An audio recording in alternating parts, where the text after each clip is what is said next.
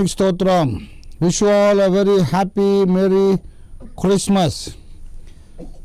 ప్రభునందు నాకు అత్యంత ప్రియులారా, మీకందరికీ క్రిస్మస్ శుభాకాంక్షలు తెలుపుతూ మన రొటీన్ ప్రోగ్రాం అయినటువంటి కల్వరీ టీవీ ఛానల్లో ఈ రొటీన్ ప్రోగ్రాం, రెగ్యులర్ ప్రోగ్రాం ప్రతి శుక్రవారము ప్రసారం చేయబడుతున్నటువంటి ఒక regular live phone in program, live question answer ప్రోగ్రాంలో on the very Christmas day, Christmas శుభదినాన్ని మిమ్మల్ని ఈ విధంగా కలుసుకోవడానికి నాకు దేవుడు అనుగ్రహించిన అవకాశాన్ని బట్టి దేవుణ్ణి స్తుతిస్తున్నాను. ప్రియా మిత్రులారా, పోయిన శుక్రవారం నేను కాస్త ఎర్లీగా ముగించి నేను లోగడ చేసిన ఒక ప్రసంగాన్ని మీకు వినిపిస్తూ నేను కార్యక్రమాన్ని ముగించుకొని వెంటనే వెళ్ళిపోయాను. జ్ఞాపకం ఉండి ఉంటుంది, పోయిన వారం నేను 5:30కే ముగించేశా. 6 గంటల వరకు మీరు వేరే ప్రసంగాన్ని విన్నారు. కారణం ఏంటంటే, కూకట్పల్లి హౌసింగ్ బోర్డ్ కాలనీలో యునైటెడ్ క్రిస్టియన్ వెల్ఫేర్ అసోసియేషన్ ఆధ్వర్యంలో, అలాగే ఓఫిర్ మినిస్ట్రీస్ వారు కలిసి యునైటెడ్గా అక్కడ ఉన్న సమైక్య క్రైస్తవ సంక్షేమ సంస్థ, క్రైస్తవ వెల్ఫేర్ అసోసియేషన్ వారు, ఓఫిర్ మినిస్ట్రీస్ కలిసి సంయుక్తంగా నిర్వహించినటువంటి గ్రాండ్ క్రిస్మస్ సెలబ్రేషన్స్లో పాల్గొనడానికి నేను కూడా నిర్వాహకుడిని కనుక, నేనే ప్రధాన నిర్వాహకుడిని కనుక వెంటనే పరిగెత్తాల్సి వచ్చింది. అలాగే ఇవాళైతే క్రిస్మస్ డే, మీకు అందరికీ తెలుసు. కూకట్పల్లి హౌసింగ్ బోర్డ్ కాలనీలో నేను ఆరాధన నిర్వహించి అక్కడ నుండి అఘమేఘాల మీద స్టూడియోకి వచ్చాను.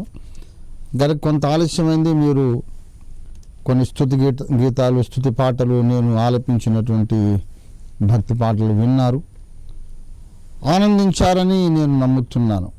రండి ఇప్పుడు ప్రియులారా, మనం చిన్న ప్రార్థన చేసుకుని, స్తోత్రం ప్రేమ కలిగిన మా మహాపరిశుద్ధ ప్రభువా, మరోసారి ఈ క్రిస్మస్ దినాన శుక్రవారం కలిసి వచ్చింది కనుక మా regular routine question answer program కూడా క్రిస్మస్ వేడుకలో భాగంగా జరుపుకోవడానికి మీరు ఇచ్చిన అవకాశం కొరకు మేము స్తుతిస్తున్నాం.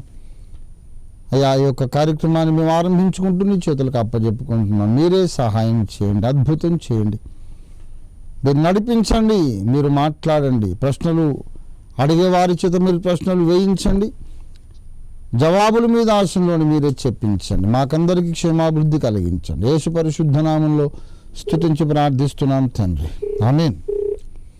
Yes please. ఎవరండి లైన్లో ఎవరున్నారు? మీ ప్రశ్న ఏంటి? మీ సందేహం ఏంటి? Hello, praise the lord. చెప్పండి. Wish you happy Christmas. చెప్పండి. నాకు 2 ప్రశ్నలు ఉన్నాయండి. చెప్పండి బ్రదర్, మీరు అడగండి, నాకు తెలిస్తే చెబుతాను, లేకపోతే మనం కలిసి ప్రార్థన చేద్దాం. చెప్పండి. అది రోమపత్రిక 3:21 అండి. యోహాను సువార్త 4 రోమాపత్రిక 3:21. 4 యోహాను సువార్త 4:22. సరే, ముందు రోమాపత్రిక 3:21 చూద్దాం, ఏమనుంది అక్కడ. అర్థం మాట్లాడండి. అయ్యా, చెప్పండి. ఇట్లుండగా ధర్మశాస్త్రమునకు వేరుగా దేవుని నీతి బయలుపడుచున్నది, దానికి ధర్మశాస్త్రమును ప్రవక్తలను సాక్ష్యం ఇచ్చుచున్నారు. దీనికి అర్థం ఏమిటంటారా? హాయ్ బ్రదర్, మీ పేరేమిటి అసలు? ముందు మీ పేరు, మీ ఊరు చెప్పండి. మా ఊరు కొవ్వూరండి. వెస్ట్ గోదావరి కొవ్వూరా? సంతోషం. మోహన్ అండి. వెస్ట్ గోదావరి కొవ్వూరు నుంచి మోహన్ గారు, మంచిది. ధర్మశాస్త్రమునకు వేరుగా దేవుని నీతి బయలుపడుచున్నది అనే మాట ఇక్కడ మనకు కనబడుతుంది. అది ఏమిటో కూడా 22లో చెప్పాడు. అది యేసుక్రీస్తునందలి విశ్వాసమూలమైనదై నమ్మువారందరికీ కలుగు దేవుని నీతి అయి ఉన్నది అన్నాడు. కనుక ప్రియులారా, బ్రదర్ 3 ప్రశ్నలు అన్నారు. ఒకటి అది కూడా అడిగేస్తే నేను అప్పుడు లైన్ కట్ ఆఫ్ చేసి నేను చెప్పగలుగుతాను, రీసౌండ్ వస్తుంది లేకపోతే. రెండవది ఏమన్నారు? రెండవది యోహాను సువార్త 4:22. అంటే తండ్రిని ఆరాధించాలని ఉంది కదా, ఆ, క్రీస్తుని ఆరాధిస్తున్నారు, దాని గురించి వివరించండి. సరే మంచిది. ఇంకో మూడో ప్రశ్న అండి. మూడో ప్రశ్న రెండా మీ ప్రశ్నలు? మోహన్ గారు, హాయ్. మీరు 2 ప్రశ్నలు అన్నారా 3 ప్రశ్నలు అన్నారా? ఆరాధనకి పాత్రుడు తండ్రి కదండి. సరే, ఆ ప్రశ్న అయిపోయింది. ఇంకో ప్రశ్న ఉందా? రెండేనా? రెండే. సరే, వెల్కమ్. మంచిది మోహన్ గారు. కొవ్వూరు నుండి, వెస్ట్ గోదావరి కొవ్వూరు పట్టణం నుండి బ్రదర్ మోహన్ గారు 2 ప్రశ్నలు అడిగారు. ఒకటేమో రోమా 3:21, తర్వాత ప్రశ్న యోహాను 4:23 ప్రకారం తండ్రిని ఆరాధించాలి కదా, క్రీస్తుని ఎందుకు ఆరాధిస్తున్నారు అని అడిగారు. మంచిది. ప్రియమిత్రులారా, మొట్టమొదటి విషయము, ఇప్పుడు మోహన్ గారే కాదు, 50 మంది సకల క్రైస్తవ ప్రజలు బైబిల్ను అర్థం చేసుకోవాలని, బైబిల్ దేవుని వాక్యమని నమ్మి అందులో నుండి దేవుని సత్యం తెలుసుకోవాలని ఆశించేటటువంటి ప్రతి ఒక్కరు కూడా ముందు ఒక సూత్రము తెలుసుకోవాలి. దేవుని వాక్యము ఎక్కడా కూడా ఒకటే చోట రాదు. ఈ విషయాన్ని నేను పదే చెబుతున్నాను, 100 సార్లు చెప్పాల్సి వస్తుంది. అయినా క్రైస్తవ ప్రజానీకానికి ఇంకా మనసున పట్టడం లేదు ఈ విషయం. ఇది నాకు చాలా విచారంగా, విచిత్రంగా కనబడుతుంది.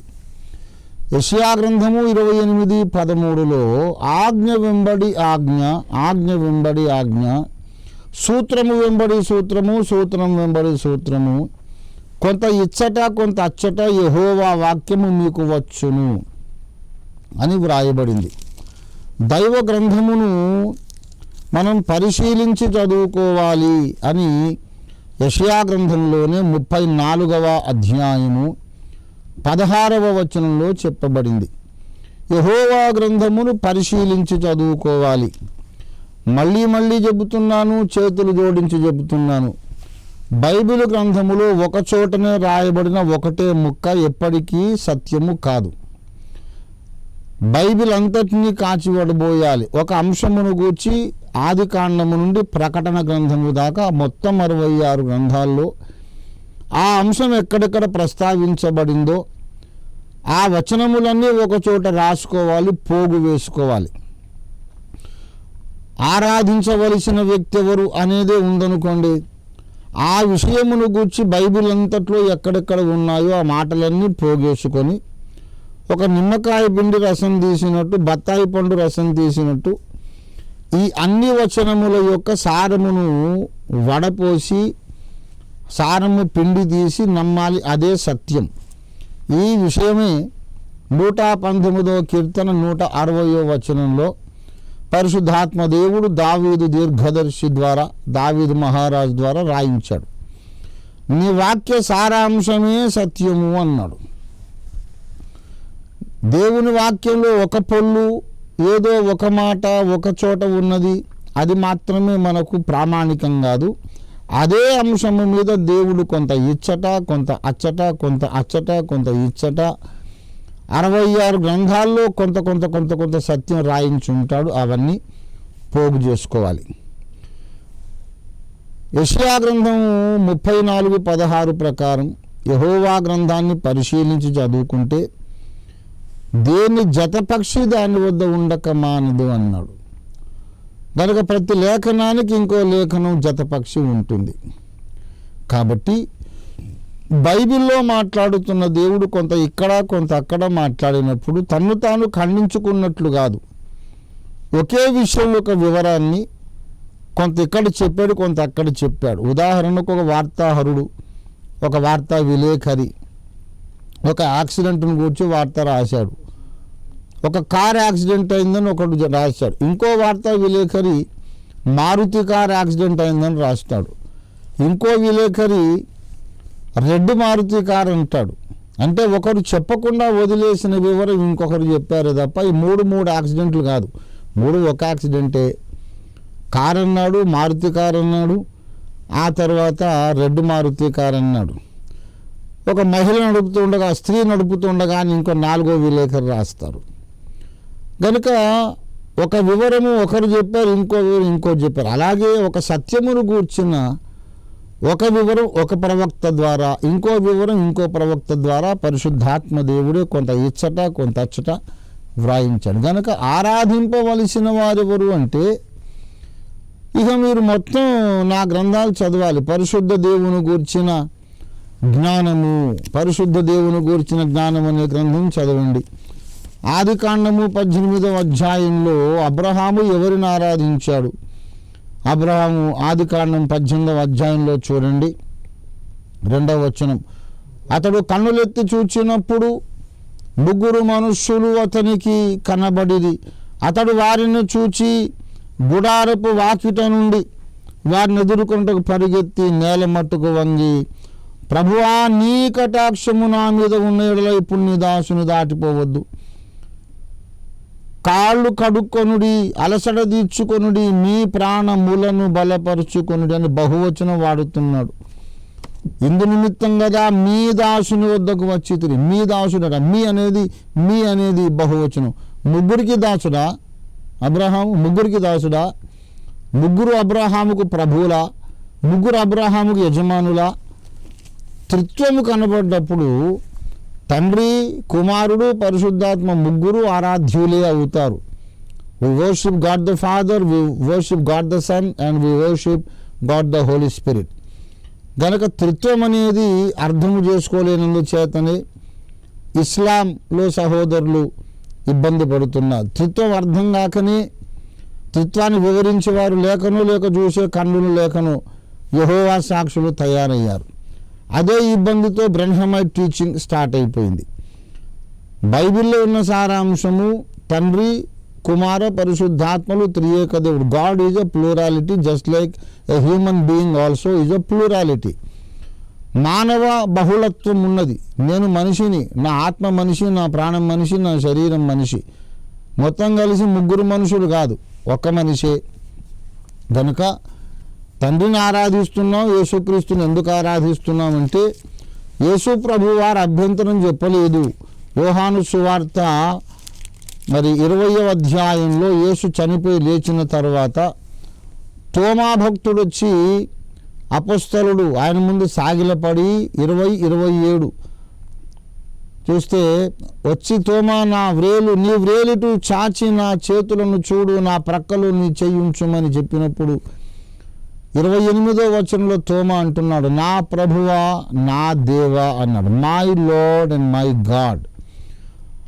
మామూలు దేవదూత అయితే వద్దు సుమి, అట్లు అనకూడదు, నేను నీతో సహదాసుడు, దేవునికే నమస్కారం చేయమని చెప్తాడు.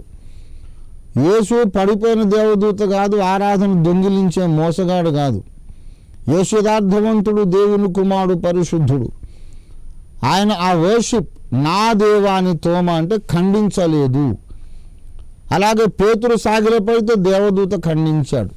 పద్మశులంకలో యోహాను సాగిలపడితే దేవదూత వద్దన్నాడు. యేసు ముందు సాగిలపడితే వద్దనలేదు. గనక యేసును ఆరాధిస్తున్నాం, తండ్రిని ఆరాధిస్తాం. అబ్రహాము 3 ముందు సాగిలపడ్డట్టు మేము త్రియేక దేవుని ముందు సాగిలపడుతున్నాం. ఇది జవాబు. ఇకపోతే రోమాపత్రిక 3వ అధ్యాయం 21వ వచనం అన్నారు బ్రదర్ మోహన్ గారు. అక్కడ ఉన్న విషయం ఏంటంటే, ధర్మశాస్త్రమునకు వేరుగా దేవుని నీతి బయలుపడుచున్నది అన్నాడు పౌలు భక్తుడు. ఆ దేవుని నీతి ఏమిటో 22లో చెప్పాడు. ధర్మశాస్త్రము వలనైన నీతి అని ఒక నీతిని పౌలు స్పెసిఫై చేశాడు. ధర్మశాస్త్రము వలనైన నీతి విషయములో అనింద్యుడను అన్నాడు. అనింద్యుడను పౌలు సాక్ష్యం అది. ఫిలిప్పీ పత్రిక 3వ అధ్యాయము 6వ వచనం, ఆసక్తి విషయము సంఘమును హింసించువాడనై ధర్మశాస్త్రము వలని నీతి విషయము అనింద్యుడనై ఉంటిని. ధర్మశాస్త్రము వలనైన నీతి ఉంది అంటే అక్కడ ఆదేశించబడిన కర్మకాండ జరుపుట అన్నమాట. విశ్రాంతి దినం పాటించాలి, సున్నతి చేసుకోవాలి, బలికర్మకాండ ఆచరించాలి ఇత్యాది సకలమైన విధులు నిషేధాలు ఖచ్చితంగా పాటించడం ధర్మశాస్త్రము వలనైన నీతి. కానీ ఆ ధర్మశాస్త్రం అంతటినీ పాటించినందువల్ల పరలోకానికి వెళ్ళి తండ్రి అయిన దేవుని ముందు ఎవ్వరు నీతిమంతులుగా నిలబడలేరు అనే విషయం కూడా ఇక్కడ రోమాపత్రిక 3లోనే చెబుతున్నాడు. 20వ వచనం 3:20 చూడండి. ఏలయనగా ధర్మశాస్త్ర సంబంధమైన క్రియల మూలముగా ఏ మనుష్యుడును దేవుని ఎదుట దేవుని దృష్టికి నీతిమంతుడని తీర్చబడడు. ఆయన దృష్టికి, దేవుని దృష్టికి ఎవడు నీతిమంతుడుగా తీర్చబడడు.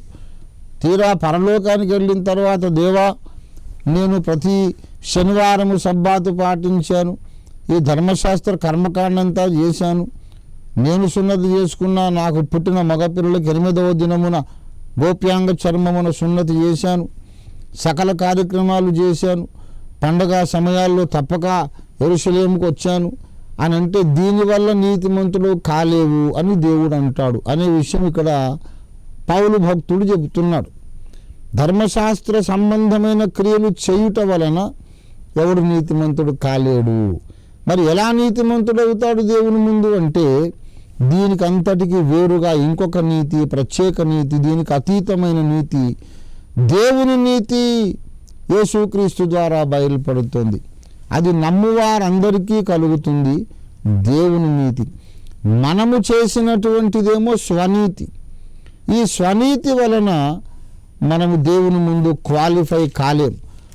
యూదులందరూ ఇశ్రాయేలీలు చేసిన పొరపాటు అదేనని రోమా 10వ అధ్యాయంలో చెబుతున్నారు. దయచేసి 3వ వచనం చూడండి. మోహన్ గారు మీరు చూడండి, అందరూ చూడండి. రోమాపత్రిక 10:3. ఏలయనగా వారు దేవుని నీతి నెరుగక తమ స్వనీతిని స్థాపింపబూనుకొనుచు దేవుని నీతికి లోబడలేదు. యూదులు ఇశ్రాయేలీలు అందరూ చేసిన మిస్టేక్ అది. తమ స్వనీతిని స్థాపింపబూనుకొనుచు, ఇది చేశాను గనక, అది చేశాను గనక నన్ను నీతిమంతునిగా తీర్చు, నాకు పరలోకం ఇవ్వు అని తమ క్రియల మీద ఆధారపడ్డారు. కానీ దేవుని నీతి వేరు. ఆ దేవుని నీతిని మనం యేసుక్రీస్తు ద్వారా మాత్రమే పొందగలం. యేసు ప్రభువు వారు తన నీతిని పట్టుకొచ్చి మన మీద వస్త్రము కప్పినట్టు కప్పుతాడు. ఎప్పుడంటే యేసు రక్తములో మనం కడగబడ్డప్పుడు. యేసే మన నీతి అవుతాడు. 1 కొరింథీ 1:31 యేసే మనకు జ్ఞానము, నీతి, పరిశుద్ధత, విమోచనము ఆయను. Christ himself becomes our righteousness. నీతి అంటే పాత నిబంధనలో భక్తులు వాళ్ళు అనుకున్నటువంటి కాన్సెప్ట్ ఏమిటంటే కొన్ని క్రియలు చేయుట, కొన్ని చేయకుండుట, అది నీతి అనుకున్నారు.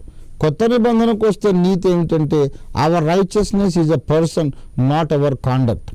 You can have the best conduct minus Jesus.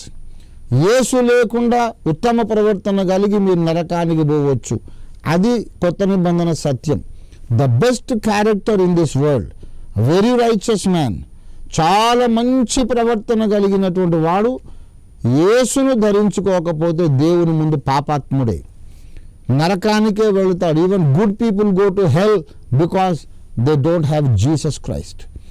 యేసును ధరించుకుంటేనే దేవుడు నీతిమంతులుగా వారిని ఎంచుతాడు. అయితే యేసును ధరించుకున్నాక యేసు మనల్ని తన నామమును బట్టి నీతి మార్గంలో నడిపిస్తాడు. అప్పుడు కూడా వ్యభిచారం చెయ్యం.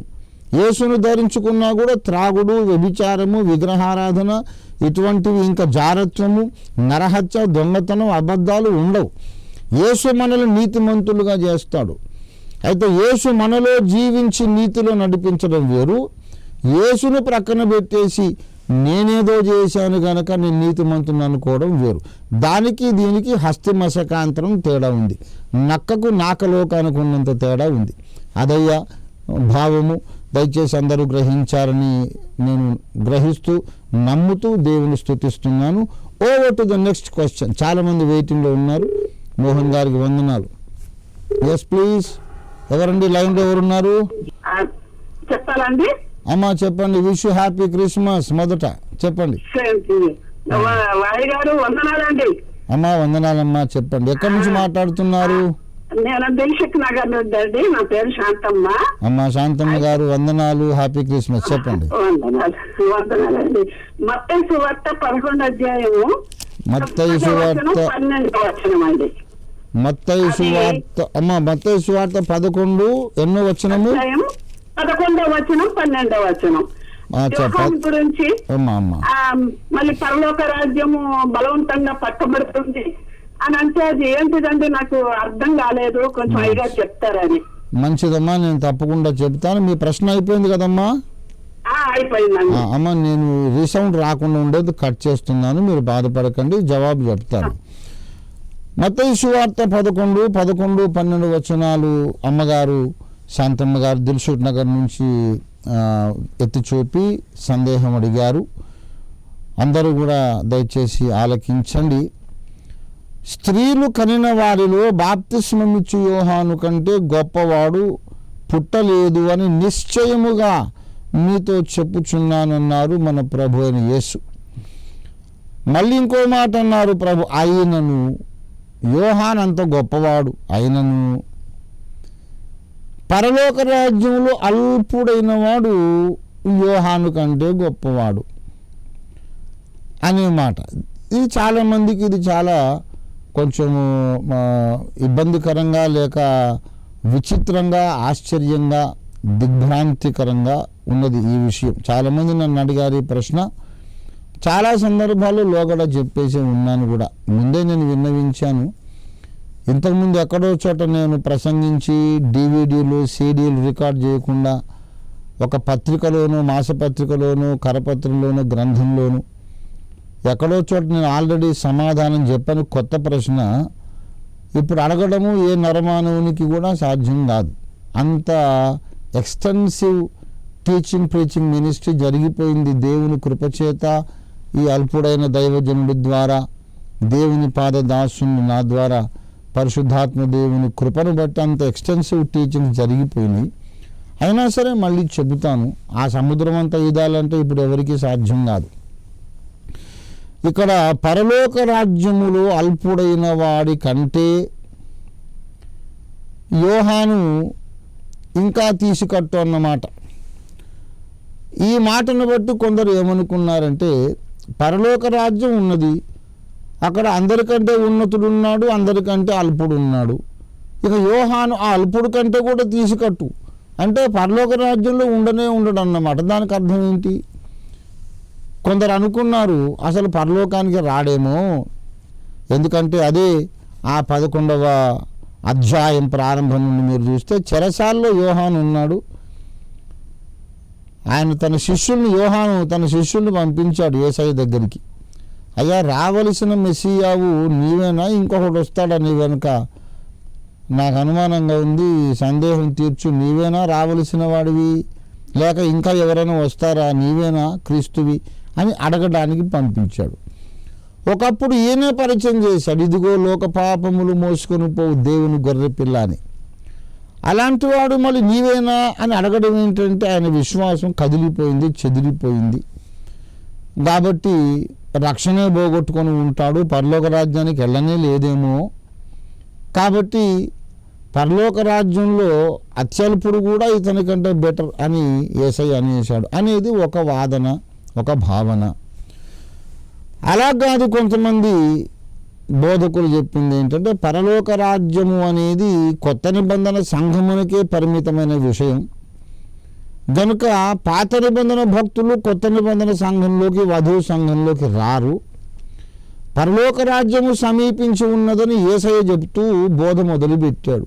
అంటే కొత్త నిబంధన సంఘము, కొత్త నిబంధన యజ్ఞము, రక్త ప్రోక్షణము ద్వారా వచ్చినటువంటి భక్తులందరిదే పరలోక రాజ్యం. అంతకుముందు ఉన్న వాళ్ళు మనస్సాక్షి యుగం, ధర్మశాస్త్ర యుగంలో ఉన్నవాళ్ళు పరలోకానికి వచ్చినా వాళ్ళు పరలోక రాజ్యము అనబడినటువంటి క్రీస్తు సంఘానికి చెందిన వాళ్ళు కాదు. కనుక బాప్తిస్మిచ్చు యోహాను పాత నిబంధన కాల ప్రవక్తలలో, పాత నిబంధన యుగములోని ప్రవక్తల్లో ఆఖరివాడు. యోహానుతోనే ధర్మశాస్త్ర యుగం అంతరించింది. కాబట్టి ఇతడు పరలోక రాజ్యంలో లేడు అన్నంత మాత్రం నరకానికి వెళ్ళినవాడు కాదు, వధువు సంఘంలో లేడని మాత్రమే అర్థం అని ఇంకొక వ్యాఖ్యానం. అయితే ఇవన్నీ కాదు, ఈ రెండు వ్యాఖ్యానాలు తప్పే, దయచేసి గమనించాలి. అసలు వధువు సంఘం అంటే ఆదాము మొదలుకొని ఆఖరి భక్తుని వరకు అందరూ కలిసిందే పెళ్లి కుమార్తె సంఘం. ఈ సంగతి మీరు నా గ్రంథాలు చదివితే మీకు అర్థమవుతుంది. కొత్త నిబంధన సంఘమే కాదు, మొత్తం పాత నిబంధన భక్తులు కొత్త నిబంధన సంఘం కలిసిందే వధువు సంఘం. నేను చాలా కాన్షియస్గా, చాలా డెలిబరేట్గా, కావాలని క్యాలిక్యులేటివ్గా మాట్లాడుతున్నాను. There is no doubt, no hesitation whatsoever in making this statement. There is nothing like New Testament church. The church is one. The church is the collective group of people saved from all dispensations throughout the 6,000 years of human history. Abraham will be there in the bridal church. కాబట్టి దావీదు, Abraham, ఏలియా, Elisha, మోషే, హనోకు, హేబెలు, ఆదాము, హవ్వ అందరూ కలిసిందే. పౌలు, Martin Luther, Bakht Singh గారు, సాధు సుందర్ సింగ్ గారు, మీరు, నేను కలిసిందే వధువు సంఘం. అందరూ కలిసిందే వధువు సంఘం. కనుక బాప్తిస్మమిచ్చు యోహాను అనుమానపడ్డాడు, అయినా సరే అతను నరకానికే వెళ్ళలేదు. పరలోక రాజ్యంలో అల్పుడైన వాడు ఎవరు అంటే దేవుని రాజ్యం అంతటిలోనూ అత్యధికముగా తను తాను అతి అల్పుడుగా తగ్గించుకున్నవాడు ప్రభు అయిన యేసు. యేసు ప్రభువారు అన్యాపదేశంగా ఇండైరెక్ట్గా చెబుతున్నాడు.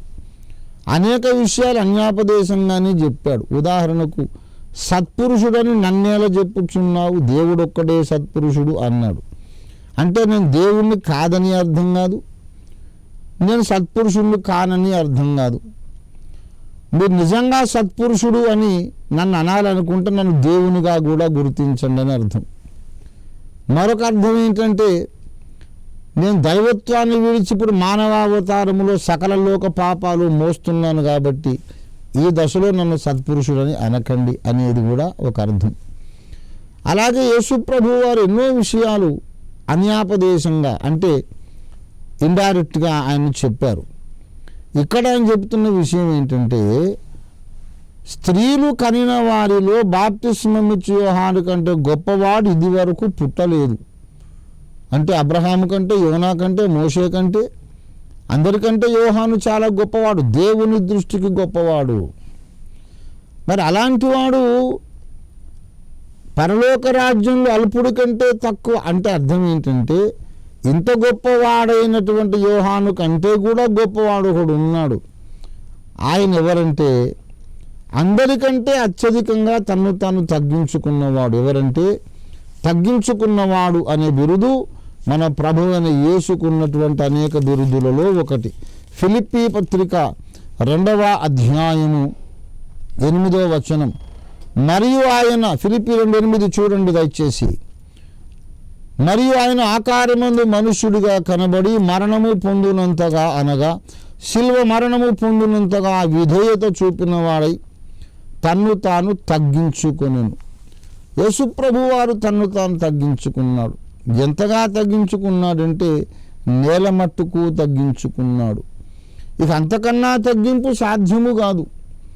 అంతగా తగ్గించుకున్న యేసు పరలోక రాజ్యంలో అత్యల్పుడనే బిరుదుతో ఇక్కడ ప్రస్తావించబడుతున్నాడు. దానికి అర్థం ఏంటంటే యోహాను స్త్రీలు కన్న వాళ్ళందరికంటే గొప్పవాడు. యోహాను కంటే గొప్పవాడు ఎవడైనా ఉంటే అతడు ఫిలిప్పీ 2:8 ఉన్న వాడే, ఆయన ఒక్కడే గొప్పవాడు. ఇంకెవరు యోహాను కంటే గొప్పవాళ్ళు కాదని యేసు ప్రభు వారు ప్రకటిస్తున్నారు. కనుక యోహానులో మనం నేర్చుకోవాల్సిన పాఠాలు ఎన్నో ఉన్నాయి. యోహాను యేసు మొదటి రాకడకు ముందు పరిగెత్తి మార్గం సరళం చేశాడు.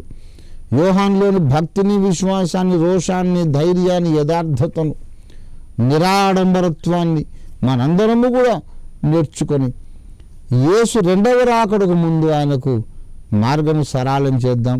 దేవుడి మాటలు దీవించునుగాక. అడిగిన అమ్మగారికి, విన్న మీకందరికీ వందనాలు. Over to the next question please. I'm waiting. Yes please. ఎవరండి లైన్లో ఎవరున్నారు? ప్రైజ్ లాడమ్మా. ఎక్కడి నుంచి మీరెవరు? మీ పేరేమిటి? మీ ఊరేమిటి? గుంటూరు నుండి కుమార్తె స్వప్న అడుగుతున్నారు. చెప్పమ్మా మీ అనుమానం, సందేహం ఏంటి? ఆదికాండము 45:5 తల్లి. అమ్మమ్మ చదువమ్మ, ఏముంది అక్కడ? అయినను నేను ఇక్కడికి వచ్చినట్లు మీరు నన్ను అమ్మివేసినందుకు దుఃఖపడకుడి. అది మీకు సంతాపము పుట్టింపనీకుడి. ప్రాణ రక్షణ కొరకు దేవుడు మీకు ముందుగా నన్ను పంపించాను. అయితే కీర్తనలు 105 19వ వచనంలో యోసేపు గురించి చదువుతా అంటుంది. అతడు చెప్పిన సంగతి నెరవేరు వరకు యెహోవా అతన్ని పరిశోధించి చూడేను అని ఉందంటుంది. అంటే దేవుడే ముందుగానే యోసేపుకి ఆ సంగతి మొత్తం కూడా చెప్పాడు కదా, మళ్ళా ఇక్కడ అతడు చెప్పిన సంగతి నెరవేరు వరకు అని ఏంటి?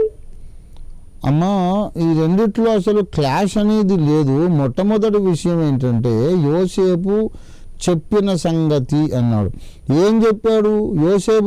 అతడు చెప్పిన సంగతి అంటే యోసేపు చెప్పిన సంగతి. యోసేపు ఏం చెప్పాడంటే అంతకుముందు ఆయన కళలు వచ్చినాయి, దర్శనాలు వచ్చినాయి.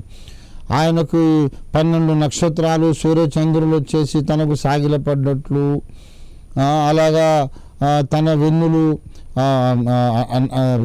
అనేక విధాలుగా తాను అన్నలను పరిపాలించినట్టు, తల్లిదండ్రులు కూడా తనకు నమస్కారం చేసినట్లు ఆయన అనేక రీతులుగా అనేక సార్లు కలలు కన్నాడు, చెప్పాడు. ఆ కలలు కనువాడు అనే పేరు ఆయనకు ఉండిపోయింది. అన్నలకు అందుకొరకే కోపం వచ్చింది. దయచేసి ఆదికాండం 37వ అధ్యాయం మీరు చూసినట్లయితే అతడు ఒక కలగని తన సహోదరులతో చెప్పాడు. 37:5 అదేమిటంటే, మనము చేనులో పనలు కట్టుచుంటిమి, మీ పనులు వచ్చి నా పనులు సాగిలపడ్డాయి అనేది. తర్వాత నేను ఒక కలగంటిని, సూర్యచంద్రులు నక్షత్రాలు వచ్చి మీరందరూ వచ్చి నాకు సాగిలపడ్డారు అని.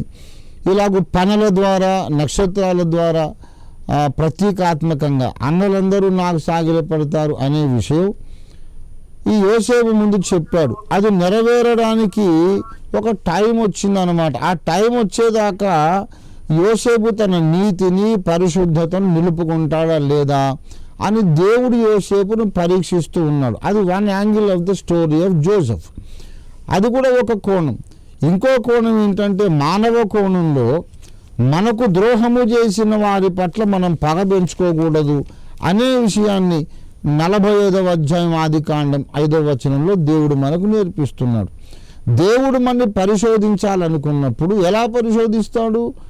దేవుడే వచ్చి మనల్ని కొట్టడం చేయడం అది అలా చేయడు కదా. దేవుడు పరిశోధించాలనుకుంటే సమాజంలో కొందరు మనకు శత్రువులు అవుతారు, మనకు కష్టాలు తెచ్చిపెడతారు, నిందలు మోపుతారు. అదంతా దేవుడు అనుమతించడం, అదంతా దేవుడు మనల్ని పరిశీలించడం. దేవుడు పరిశీలించడానికి ఒక పరిస్థితి కల్పించినప్పుడు మనకు కనిపించేదేమో ఈ మనుషులు, వాళ్ళ మీద మనం పగబెట్టుకుంటాం. ఒక టైం వస్తుంది, పరీక్ష అంతా ముగిసిపోయి మనం రాజులం అవుతాం, రాణులం అవుతాం. అప్పుడు ఆ బలహీనుల మీద మనం పగ తీర్చుకోకూడదు. అప్పుడంతా కూడా ఆ సన్నివేశాల వెనుక, సిచ్యువేషన్స్ వెనుక దేవుని హస్తం ఉన్నది. మనల్ని నిందించిన వారు, మనల్ని బాధించిన వారు, శ్రమ పెట్టిన వారు నిమిత్త మాత్రులే, తోలుబొమ్మలే. వాళ్ళ వెనుక సర్వశక్తుని హస్తం ఉన్నదని గ్రహించి మనల్ని హింసించిన వాళ్ళను కూడా మనం ప్రేమించాలి. అది క్రైస్తవ ధర్మం అని ఇక్కడ యోసేపు మనకు నేర్పిస్తున్నాడు. కనుక మీకు సంభవించే ప్రతి పరిస్థితి, అది నింద కానీ, కష్టము కానీ, హింస కానీ, పోరాటం కానీ, ఏదైనా కానీ, దాని వెనుక 2 కోణములు ఉన్నవి, 2 శక్తులు పనిచేస్తున్నాయి. మానవ కోణం నుండి చూస్తే మనుషులు మనని కష్టపెడుతున్నారు. దేవుని చిత్తం అనే కోణం నుండి చూస్తే మీకు సిద్ధపరిచిన మేలు విడుదల చేయడానికి మీరు యోగ్యులో కాదో దేవుడు మిమ్మల్ని పరీక్షిస్తున్నాడు. ఇది క్రైస్తవులందరూ తెలుసుకోవాల్సిన విషయం అర్థమైందని భావిస్తున్నాను. నా over to the next question. Welcome. Yes please. Praise the lord. Wish you happy Christmas once again. వందనాలు బ్రదర్. Happy Christmas. మీ పేరు, మీ ఊరు చెప్పండి. నా పేరు రవీంద్రబాబు, గుంటూరు జిల్లా తెనాలి నుంచి మాట్లాడుతున్నాను. గుంటూరు జిల్లా తెనాలి నుండి రవీంద్రబాబు గారు, స్వాగతం అండి ప్రోగ్రామ్కి. చెప్పండి మీ ప్రశ్న ఏంటి? అయ్యా, మరి నేను బాప్తిజం గురించి ఒకటి అడగాలనుకుంటున్నాను అయ్యా. తప్పకుండా అడిగేసేయండి. బాప్తిజం, నీటి బాప్తిజం తీసుకున్న తర్వాత బాప్తిజం నుంచి యోహాన్ చెప్పినట్లు యేసు ప్రభువారు పరిశుద్ధాత్మతోనూ అగ్నితోనూ బాప్తిజం ఇస్తారు అని చెప్పారు కదండి. అవునవునవును. మరి ఆ 2 బాప్తిసాలు కూడా పొందాలా? మరి అవి పొందాలంటే ఎలా, ఏం చేయాలి? మంచి మీ పేరేమన్నారు బ్రదర్? మీ పేరేమన్నారు? రవీంద్రబాబు అండి, గుంటూరు జిల్లా. వెరీ గుడ్ రవీంద్రబాబు గారు, చెప్తాను. మంచిదండి. మీ ప్రశ్న అయిపోయింది కదా? అయిపోయింది సార్. ఓకే, సమాధానం చిత్తగించండి. గుంటూరు జిల్లా తెనాలి నుండి రవీంద్రబాబు గారు అడిగిన ప్రశ్న. మరి బాప్తిస్మం ఇచ్చు యోహాను ఒక మాట చెప్పారు, నా వెనుక వచ్చువాడు నాకంటే శక్తిమంతుడు గనుక ఆయన పరిశుద్ధాత్మలోను అగ్నితోను మీకు బాప్తిస్మం ఇచ్చును అన్నాడు. గనుక నీళ్ల బాప్తిస్మం మనం ఎలాగూ తీసుకుంటాం? నమ్మి బాప్తిస్మం పొందువాడు రక్షింపబడును, నమ్మని వారికి శిక్ష విధింపబడును అన్నాడు యేసు ప్రభు వారు. కనుక మనం సువార్త నమ్మి నీటి బాప్తిస్మం తీసుకుంటాం. ఆ తర్వాత మరి ఆత్మ బాప్తిస్మము, అగ్ని బాప్తిస్మము, ఈ 2 కూడా వేరువేరుగా పొందాలి అని చెప్పేటటువంటి మరి దైవజనులు ఉన్నారు. వాళ్ళకు నమస్కారం. వారందరూ పెద్దలు, నాకన్నా ఎక్కువ ప్రార్థనాపరులు, పరిశుద్ధులు అయి ఉండవచ్చును, కాదనలేం. కానీ నేను విన్నవించే సత్యం, నాకు తెలిసిన నిజమేమిటంటే, రక్షణ పొందిన తరువాత నీటి బాప్తిస్మము తర్వాత సెకండ్ క్రైసిస్ ఎక్స్పీరియన్స్ పరిశుద్ధాత్మ అభిషేకము. పరిశుద్ధాత్మ అభిషేకం అనగా ఆత్మ మన తల మీదికి రావడం. పెంతెకోస్తు పండగ దినం వచ్చినప్పుడు అపొస్తలుల కార్యాలు 2వ అధ్యాయంలో నమోదు చేయబడ్డ చరిత్ర ప్రకారం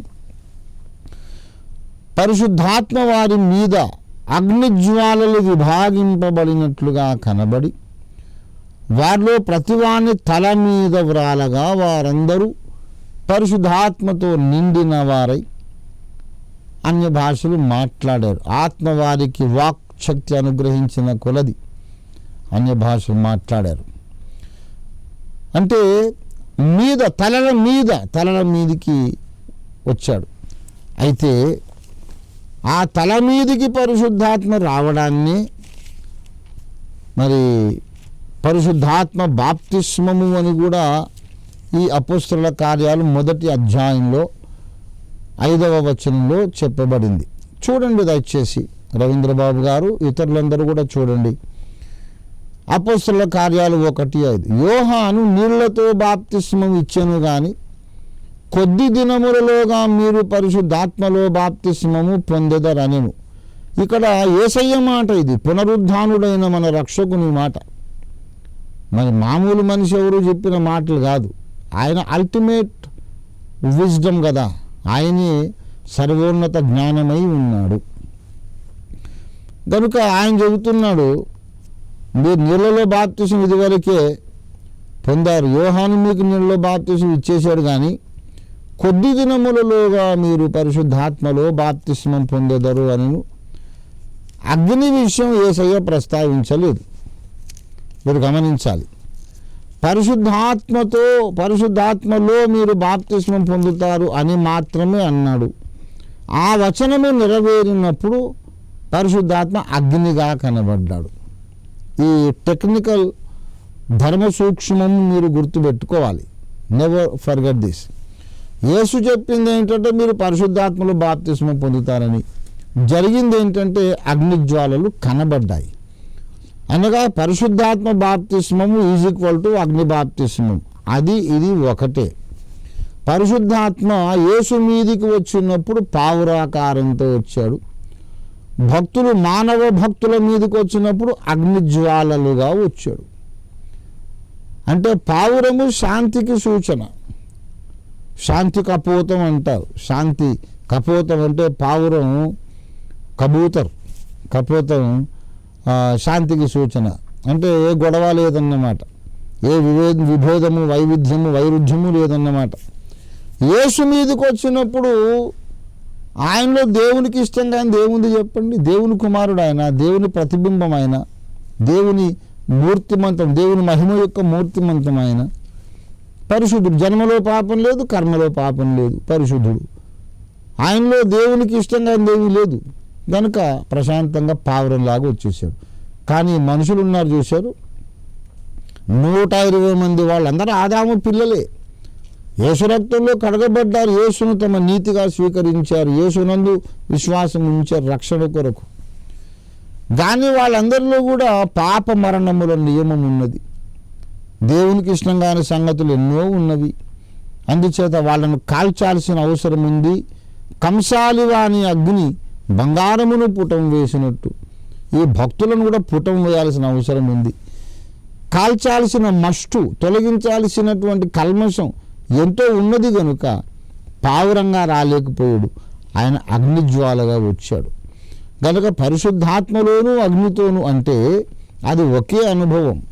పరిశుద్ధాత్మ దేవుడు మీ మీదికి నా మీదికి ఎప్పుడొచ్చినా పావురంగా రాడు, ఆయన అగ్నిజ్వాలగానే వస్తాడు.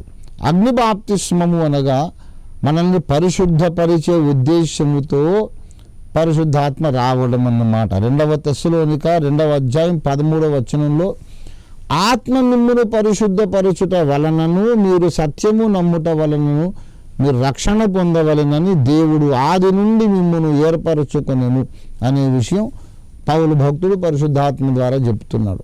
కాబట్టి ప్రియమిత్రులారా, మనమందరము పరిశుద్ధాత్మ బాప్తిస్మం పొందాలి. అయితే ఆత్మ బాప్తిస్మము వేరు, పరిశుద్ధాత్మను కలిగి ఉండుట వేరు. రక్షణ పొందే ప్రతి ఒక్కరిలో పరిశుద్ధాత్మ ఉన్నాడు. ఇక్కడ మీరు మిస్టేక్ చేయొద్దు, పొరపడకండి. ఎవరైనా ఈ స్పెషల్ క్రైసిస్ ఎక్స్పీరియన్స్ లేకపోతే పరిశుద్ధాత్మ మన మీదకి రావడం, ప్రవచనము కానీ అన్య భాషలు కానీ రావడం, మన ఒళ్ళంతా కదలడం, ఇటువంటి క్రైసిస్ ఎక్స్పీరియన్స్ ఏది లేకపోతే అతడు నరకానికి వెళుతాడు అనేది పెంతకోస్తు వారి బోధ వాక్య ప్రకారం కాదు.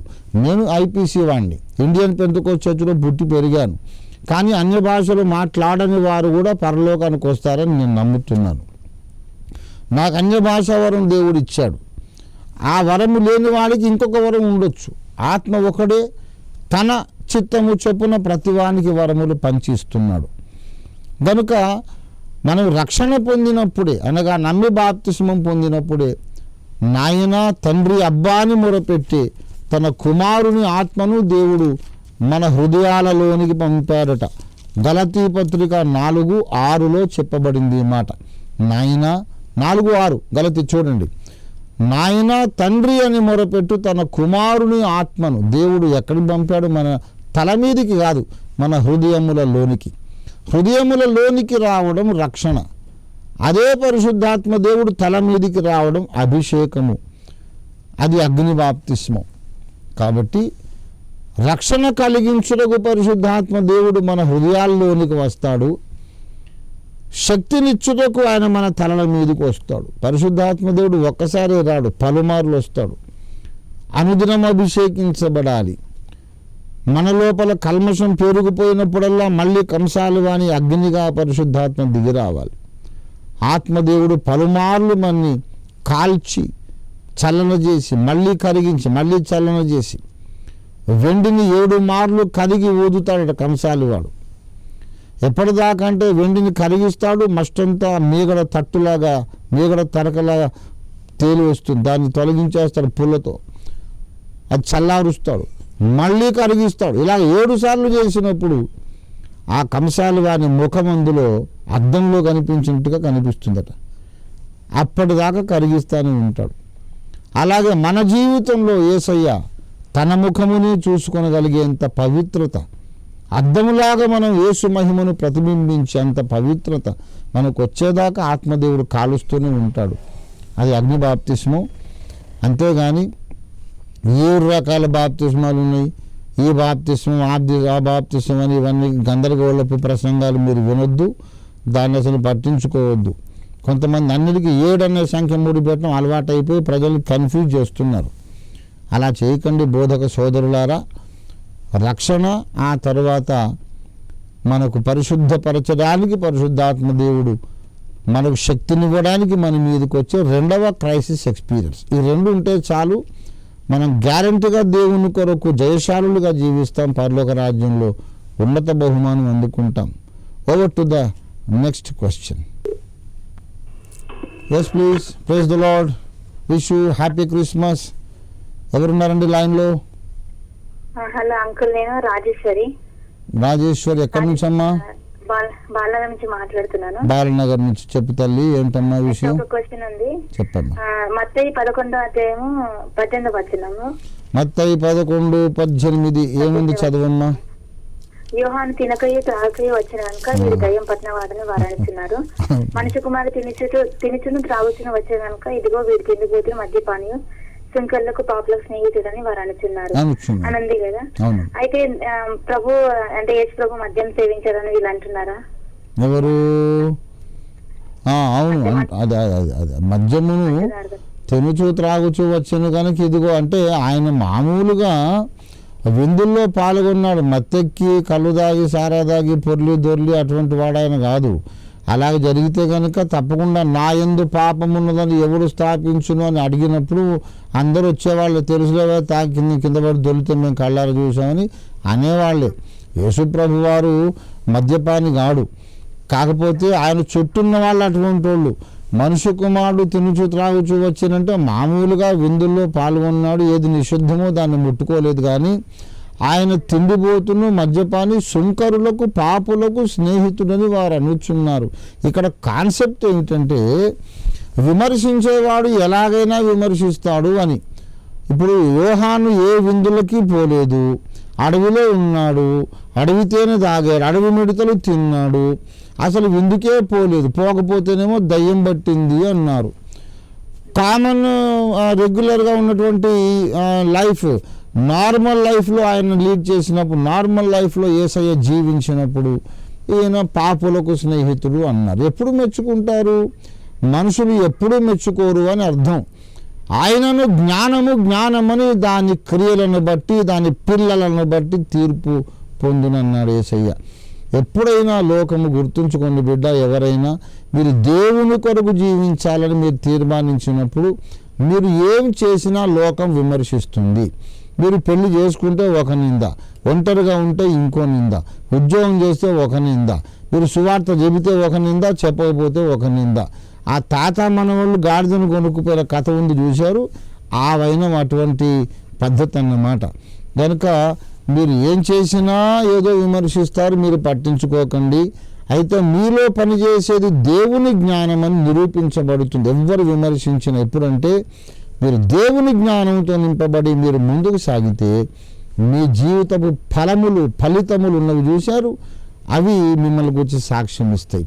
మార్టిన్ లూథర్ విమర్శించబడ్డాడు, జాన్ వెస్లీ విమర్శించబడ్డాడు, కానీ ఇవాళ వాళ్ళ సేవా ఫలితాలు నిలబడ్డాయి. పౌలు విమర్శించబడ్డాడు, ఆయన సేవా ఫలితాలు నిలబడ్డాయి. అద్దంకి రంజితోఫీర్ కూడా విమర్శించబడ్డాడు, ఇవాళ 700 సంఘాలు నిలబడ్డాయి. గనుక దాని క్రియలను బట్టి ఫైనల్ జడ్జిమెంట్ వస్తుంది. ఇమ్మీడియట్గా మీకు వచ్చిన విమర్శను బట్టి కృంగిపోకండి. మార్చ్ అహెడ్, గో ఫార్వర్డ్, దేవుని చిత్తం చేయట్లో ముందుకు సాగండి, విమర్శలను పట్టించుకోద్దనే విషయం ప్రభువు చెబుతున్నాడు. విషయం అర్థమైందని భావిస్తున్నాను. Thank you. ఎవరు లైన్లో ఉన్నారు?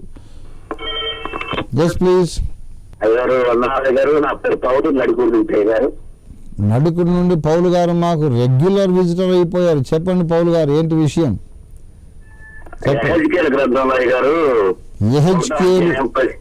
యెహెజ్కేలు 1వ అధ్యాయం మా బ్రదర్. అవునయ్య గారు, చెప్పండి ఏముందండి అక్కడ? 4 జీవులు, చక్రాలు ఉన్నాయి కదా. ఆ చక్రముల యొక్క రూపమును 10 రక్తవర్ణపు రాతి వలె ఉండిన 16 వచ్చినాయి గారు. అవునవునవును. ఆ చక్రాల గురించి, ఆ జీవుల గురించి వివరణ కావాలి గారు. నేను ఒక మంచి జవాబు చెప్తాను. ఒకసారి డాక్టర్ రవి జకరియస్ గారి పేరు. అయ్యా మీ ప్రశ్న అయిపోయిందా? సరే, ఇది రీసౌండ్ వస్తూ ఉంది, కట్ చేస్తాను. నడుకుడి దాచేపల్లి నుండి బ్రదర్ పౌల్ గారు సహృదయులు రెగ్యులర్గా ఏదో ప్రశ్న సంధిస్తూనే ఉన్నారు. వారు అడిగిన ప్రశ్న యెహెజ్కేలు 1వ అధ్యాయం 16. ఆ చక్రముల యొక్క రూపము పనియు రక్తవర్ణపు రాతి వలె ఉండెను, ఆ 4 ఒక్క విధముగానే ఉండెను, వాటి రూపమును పనియు చూడగా చక్రమున్నట్టుగా ఉండెను. దీని వివరం ఏంటి, దీని అసలు సంగతి ఏంటి, దీని యొక్క రహస్యం ఏంటి, దీని అర్థం ఏంటని అడుగుతున్నారు పౌలు గారు. డాక్టర్ రవి జకరియస్ మీకు అందరికీ తెలుసు. ఆయన గురించి నేను కొత్తగా పరిచయం చేయాల్సిన అవసరం లేదు. రవి జక్రేష్ గారు ఎవరు అనే స్థితిలో దాదాపుగా ఎవరు ఉండరని నేను భావిస్తున్నాను. అంతర్జాతీయ స్థాయిలో వాడబడిన గొప్ప దైవజనుడు, ఇంకా వాడబడుతున్నారు. మరి ముందు డాక్టర్ బిల్ గ్రహాం ఇవాంజలిస్టిక్ అసోసియేషన్లో అసోసియేట్ ఇవాంజలిస్ట్గా వారు పనిచేసి తర్వాత ఇప్పుడు సేవ విస్తరించినందుచేత RZIM Ravi Zacharias international ministries అని పెట్టుకొని విశేషంగా సేవలు అందిస్తున్నారు. ఆయన చెప్పిన ఒక మాట ఏంటంటే, the most brilliant answer a theologian can give is I don't know. The most brilliant answer A theologian can give I don't know. ఒక వేదాంత పండితుడు ఇవ్వగలిగిన అత్యంత జ్ఞానయుక్తమైన జవాబు నాకు తెలియదు బాబు అని అన్నాడు. అంటే అదొక విధంగా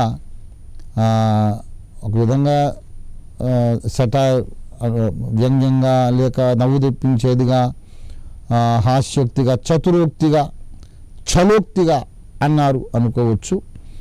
కానీ ఆయన అంత చులకనగా ఏ మాట పలకరు కదా. మహామేధావుల్లో ఒక మేధావి ఆయన, మేధావులకు టీచర్ ఆయనని బిల్ గ్రహాం గారే సర్టిఫై చేశారు.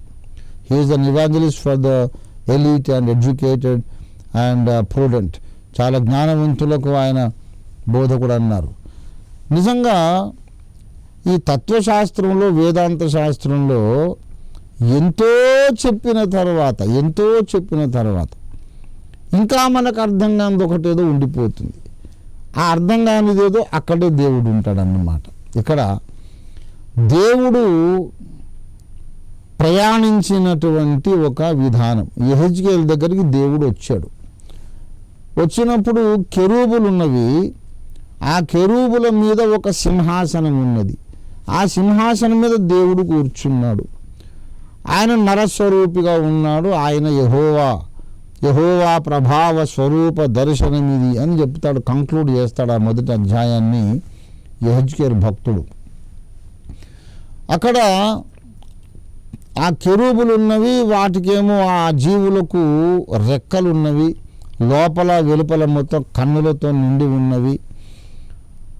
ఆ కెరూబులకు కింద ఎదుట ముఖమును ప్రక్కను చక్రముల వంటిది ఒకటి, చక్రము వంటిది ఉండెను. ఆ నాలుగింటి ఎదుట ముఖముల ప్రక్కను చక్రం వంటిది ఒకటి ఉండెను. ఆ చక్రముల యొక్క రూపము ఎర్రగా రక్తవర్ణపు రాయిలాగా ఉన్నది అని అంటాడు. ఇక్కడ ఒక విషయం మీకు విన్నవిస్తున్నాను ఏంటంటే, మనకు కొంత తెలుసు, కొంత తెలియదు. తెలిసింది తక్కువ, తెలియంది ఎక్కువ. మొట్టమొదటి విషయం, సర్వాంతర్యామి అయిన దేవుడు, ఆకాశ మహాకాశములు పట్టజాలని దేవుడు యెహెజ్కేలు దగ్గరికి రావడానికి కెరూబుల మీద ఎక్కి ఎగిరి రావడం అవసరమా? కీర్తనల గ్రంథంలో మనకు కనబడుతుంది, ఆయన కెరూబుల మీద, గాలి రెక్కల మీద ఎగిరి వచ్చెను అని. కెరూబుల మీద ఆసీనుడైన దేవుడు. కెరూబులు ఆయన సింహాసనాన్ని మోస్తూ ఉన్నాయి. సర్వశక్తి గల దేవుని నమ్మకమైన సేవకులు కెరూబులు. ఆ కెరూబుల్లో ఒకడే లూసిఫర్, వాడు ఇప్పుడు సైతాన్ అయ్యాడు. వాడు ఇటువంటి కెరూబుల్లో ఒకడే. ఇంతకు దేవుడు ప్రయాణించడం ఏంటి? అంతటా ఉన్నాడుగా దేవుడు. నరావతారం ఎత్తినప్పుడేమో రక్తమును కార్చాలి కనుక, రక్తమాంసాల దేహము కావాలి కనుక నరావతారం ఎత్తి వచ్చాడని చెప్పుకొని జస్టిఫై చేసుకున్నాం. మరి ఆత్మరూపుగానే ఉన్నప్పుడు, బలి కావడం అక్కర్లేనప్పుడు కూడా ఆయన వాహనం మీదనే ప్రయాణం చేశాడు. దేవుడు అంతటా ఉన్నాడు కదా, మళ్ళీ రావడం ఏంటి? వస్తే మళ్ళీ వాహనం ఎందుకు? ఒకడే గాల్లో ఎగిరి రాలేడా? ఇలాంటి ప్రశ్నలు ఎన్నో పుడతాయి. ఒక German scientist, Erich von Daniken అనే ఒక సైంటిస్ట్, ఆయన the chariots of the gods అనే ఒక బుక్ రాశారు. అందులో అంటాడు ఏంటంటే, గాడ్ ఈజ్ అన్ ఆస్ట్రోనాట్ అంటాడు. బైబిల్లో మనం అనుకొనిచున్న దేవుడని మనం పిలుచుకుంటున్న ఆ అద్భుత వ్యక్తి యాక్చువల్గా ఇతర గ్రహమండలాలలో నుండి వచ్చిన ఒక అంతరిక్ష యాత్రికుడు అంటాడు. కనుక ఆ స్పేస్ క్రాఫ్ట్ అనేది ఇక్కడ కనపడుతూ ఉంది. రాకెట్ అదొక రకం రాకెట్ వాహనం. ఆయనేం ఆత్మరూపుడు సర్వాంతర్యామి కాదు, ఆయనకు వాహనం అవసరమైందని ఆయన చెబుతాడు. కానీ క్రైస్తవులమైన మనం మాత్రం బైబిల్ని నమ్ముతున్నాం. నేను యెహోవాను, సర్వ శరీరులకు దేవుడను, నేను భూమి ఆకాశములంతటా నిండి ఉన్నవాడను నేను కాదా అన్నాడు ఇర్మియా 23 వచనంలో. కాబట్టి దేవుడు సర్వాంతర్యామి అనేది ఎంత సత్యమో, ఆయా కాలములలో ఆయన వాహనం ఎక్కి ప్రయాణిస్తాడు అనేది కూడా అంతే సత్యం. ఇలా ఎందుకు అంటే దానికి మళ్ళీ హ్యూమన్ ఇన్స్ట్రుమెంటాలిటీ, ఏంజలిక్ ఇన్స్ట్రుమెంటాలిటీ అనే సబ్జెక్టులు వస్తాయి. అన్నీ తాను స్వయానా చేయగలిగిన దేవుడు కొన్ని పనుల కొరకు సేవకులను నియమించాడు. తల్లి తన కూతురికి వంట నేర్పి ఆమె వండిన వంట బాగుందని మెచ్చుకున్నట్టు, తండ్రి తన కొడుక్కి డ్రైవింగ్ నేర్పి తాను కూర్చొని డ్రైవింగ్ వాడిని చేయనిచ్చి, బాగా డ్రైవ్ చేశాడు బాబు, మా అబ్బాయి బాగా డ్రైవ్ చేస్తున్నాడని ఊరోళ్ళందరికీ చెప్పుకొని మురిసిపోయినట్టు, అబ్బాయి నువ్వు డ్రైవ్ చేయరా అని వాడికి అప్పగిస్తాడు. తండ్రి నేర్పించాడు, ఊరోళ్ళందరికీ చెప్పుకుంటాడు, ఊర్లో ఉన్న తన మిత్రులు శ్రేయభిలాషులకు మా అబ్బాయి మంచి డ్రైవర్ అండి అని. తల్లిదండ్రులు తమ పిల్లలు సమర్థులుగా పనిచేసినప్పుడు ఎలాగైతే మురిసిపోయి సంతోషంగా చెప్పుకుంటారో, ఆనందిస్తారు, అలాగే దేవుడు తాను సృష్టించిన జీవరాశులకు ఆయా పనులు అప్పచెప్పి చూసి ఆనందిస్తాడు. అలా కాకపోతే దేవుడికి అసలు మనం ఎవరూ అక్కర్లేదు. అందరితోనూ ఆయనే మాట్లాడగలిగిన వాడు సువార్త ప్రకటించమని మనకెందుకు చెప్పాలి? భూమి మీద ఉన్న ప్రతి ఒక్క మానవుడితో, ప్రతి పురుషుడు, ప్రతి స్త్రీతో ఒకే క్షణములో దేవుడు ఏకకాలములో అందరితో మాట్లాడగలడు వాళ్ళ భాషల్లో. అలా దేవుడు మాట్లాడేస్తే కాదనేవాడెవడు? చచ్చినట్టు అందరూ వింటారు. అందరూ వినేటట్టు ఎలా మాట్లాడాలో ఆయనకు తెలుసు. నిరూపణలు చూపుతాడు, అవసరమైతే గద్దిస్తాడు, అవసరమైతే నాకు మొట్టికాయలు వేసారా నేను రా రక్షకుడిని చెప్పుకోగలడు. కానీ ఆయనకేదో చేత కానట్టు, మన సహాయం అవసరమైనట్టు సర్వలోకానికి వెళ్ళి సర్వ సృష్టికి సువార్త ప్రకటించమన్నాడు. మనం ఎందుకు ప్రకటించాలి? ఆయనకు నోరు లేదా? దేవుడు సర్వశక్తిమంతుడు, కానీ ఆయన సర్వశక్తిమత్వములోనే ఉండటం కాదు, కొన్ని పనులు మనకప్పచెప్పి మనం ఆ పనులు చేసినప్పుడు సంబరపడతాడు. అది ఆయన తత్వము, సహజతత్వము. దాన్ని బట్టి భూమి మీద ఆయనకు సేవకులు ఉన్నారు, ఆయన చిత్తం నెరవేర్చే బలశూరులు, పరిచారకులు ఉన్నారు. పరలోకంలో నిత్య విశ్వ సామ్రాజ్యంలో కూడా సేవకులు ఉన్నారు. అందులో ఆయన అక్కడ ఇంజనీర్స్ ఉన్నారు, అక్కడ మరి సకల శాస్త్ర పారంగతులు, సంగీతకారులు ఉన్నారు, కవులు ఉన్నారు, పండితులు ఉన్నారు, గాయకులు ఉన్నారు, వ్యవసాయదారులు ఉన్నారు, అడ్మినిస్ట్రేటివ్ జీనియస్ ఎక్స్పర్ట్స్ ఉన్నారు. అక్కడ ఉన్న మొత్తం వ్యవస్థనే ఇక్కడ మళ్ళీ రిఫ్లెక్ట్ అవుతుంది. దాన్నే కాపీ కొట్టాడు సాతాను. కనుక ప్రియులారా, అక్కడ నుండి దేవుడు వచ్చేటప్పుడు ఒక వాహనంలోనే వచ్చాడు. ఆ వాహనము మరి ఇక్కడ ఆ కెరూబులతో ఆ వాహనం కలగలిసిపోయినట్టుగా కనబడుతూ ఉందన్నమాట. కెరూబులు వచ్చారు, కానీ అక్కడ ఆ కెరూబులతో ఆ రక్తవర్ణపు రాయి కలిసిపోయింది. ఇంతకు కెరూబులు చాలా విచిత్రమైన జీవులు. వాళ్ళు సింహాసనంలో కూడా కలిసిపోయారు. మీరు ప్రకటన గ్రంథము 4వ అధ్యాయంలో చూస్తే ఆ సింహాసనమునకు మధ్యను, వెలుపలను, లోపలను కెరూబులు ఉన్నారు. సింహాసనము రింగ్ లాగా ఉందన్నమాట. లోపల కెరూబులు ఉన్నారు, బయట ఉన్నారు. వాళ్ళు ఏది మోస్తారో దాంట్లో కలిసిపోతారు. ఇది అన్నమాట సత్యం.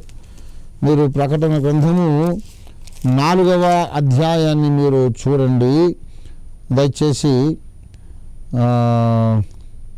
6వ వచనం. మరియు ఆ సింహాసనం ఎదుట, ప్రకటన 4:6 చూడండి, పౌలు గారు అందరూ చూడండి.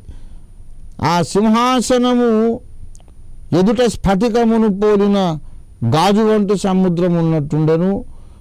ఆ సింహాసనమునకు మధ్యను సింహాసనము చుట్టూను 4 జీవులు ఉండే. సింహాసనం సెంటర్లో ఉన్నారట, సింహాసనం చుట్టూ ఉన్నారట. ఇక్కడ ఒక వాహనం దేవుడు ఎక్కాడు, ఆ వాహనాన్నేమో కెరూబులు మోస్తున్నారు, ఆ వాహనంలో కలిసిపోయారు. సింహాసనములో ఇక్కడ కెరూబులు కలిసిపోయారు, అక్కడేమో వాహనంలో కలిసిపోయారు. అంటే కెరూబులు ఒక విచిత్రమైన జీవులు. ఎక్కడ ఉంటారో తాము మోసే వస్తువును తమలో భాగంగా చేసుకొని మోస్తారు, అక్కడ దాకా వెళ్ళాక మళ్ళీ సపరేట్ అయిపోతారు. ఇదన్నమాట విషయం. మనకు తెలిసింది ఇంతవరకు, ఇంకా తెలియంది ఎంతో ఉన్నది అనే విషయం కూడా మనకు తెలుసు. ఆ తెలియని సంగతి కూడా యేసయ్య వచ్చిన తర్వాత మొత్తం మనకు మనమే ఎలా తెలుసో అంత స్పష్టంగా ఆ విషయాలు కూడా తెలుస్తాయి అనేది కూడా మనకు తెలుసు. కాబట్టి ప్రస్తుతానికి ఈ జవాబుతో తృప్తిపడి ఊరుకుందాం. యేసు ప్రభువు వారు యెహోవా దేవుడు, తండ్రి అయిన దేవుడు, త్రియేక దేవుడు, అంతర్యామి అయినప్పటికీ ఆయా సమయాల్లో వాహనం ఎక్కి ప్రయాణిస్తారు. ఆ వాహనము కెరూబుల మీద ఆధారపడింది, కెరూబుల వాహనంలో కలిసిపోయి ఉంటారు అనేది సత్యం. Yes please. అయ్యా ప్రైజ్లాడయ్యా. Praise the lord brother. ఎక్కడి నుంచి మాట్లాడుతున్నారు? హైటెక్ సిటీ హైదరాబాద్ నుంచి సార్. హైదరాబాద్ ఎక్కడండి? హైటెక్ సిటీ అయ్యా. హైటెక్ సిటీ. మీరు మాకు చాలా దగ్గరలో ఉన్నారు. నేను కేపీహెచ్బి కాలనీ. చెప్పండి. అవునయ్యా. చెప్పండి. అయితే ఇప్పుడు ఆదాము ఆజ్ఞ అతిక్రమించడం పాపం వచ్చిందని చెప్పబడింది కదయ్యా. అవునవునవునవును. అయితే మళ్ళీ అక్కడంతా ఆజ్ఞ అతిక్రమంలో పాపం వచ్చిన తర్వాత ఆదికాండం 6వ అధ్యాయం 5వ వచనంలో నరుడు చెడుతనం చేస్తున్నారు నోవాకి హెచ్చరించి, ఈ తరములలో నీవే నీతిమంతుడు, మరి నీ కుటుంబం తప్పించి మంచి మంచి జంతువులు అంటే పవిత్రత గల జంతువులు నీతో కూడా ఉంచి మిగతా వాటిని నశింపచేసేదు, ఇక్కడతో ఆ యొక్క అనీతిమంతమైనటువంటి మనుషుల్ని జంతువుల్ని నాశనం చేస్తానన్నది కదయ్యా. అవునవును. అయితే నోవాహు నీతిమంతుడైనప్పుడు ఆయన కుటుంబం నీతిమంతుగా జీవిస్తున్నప్పుడు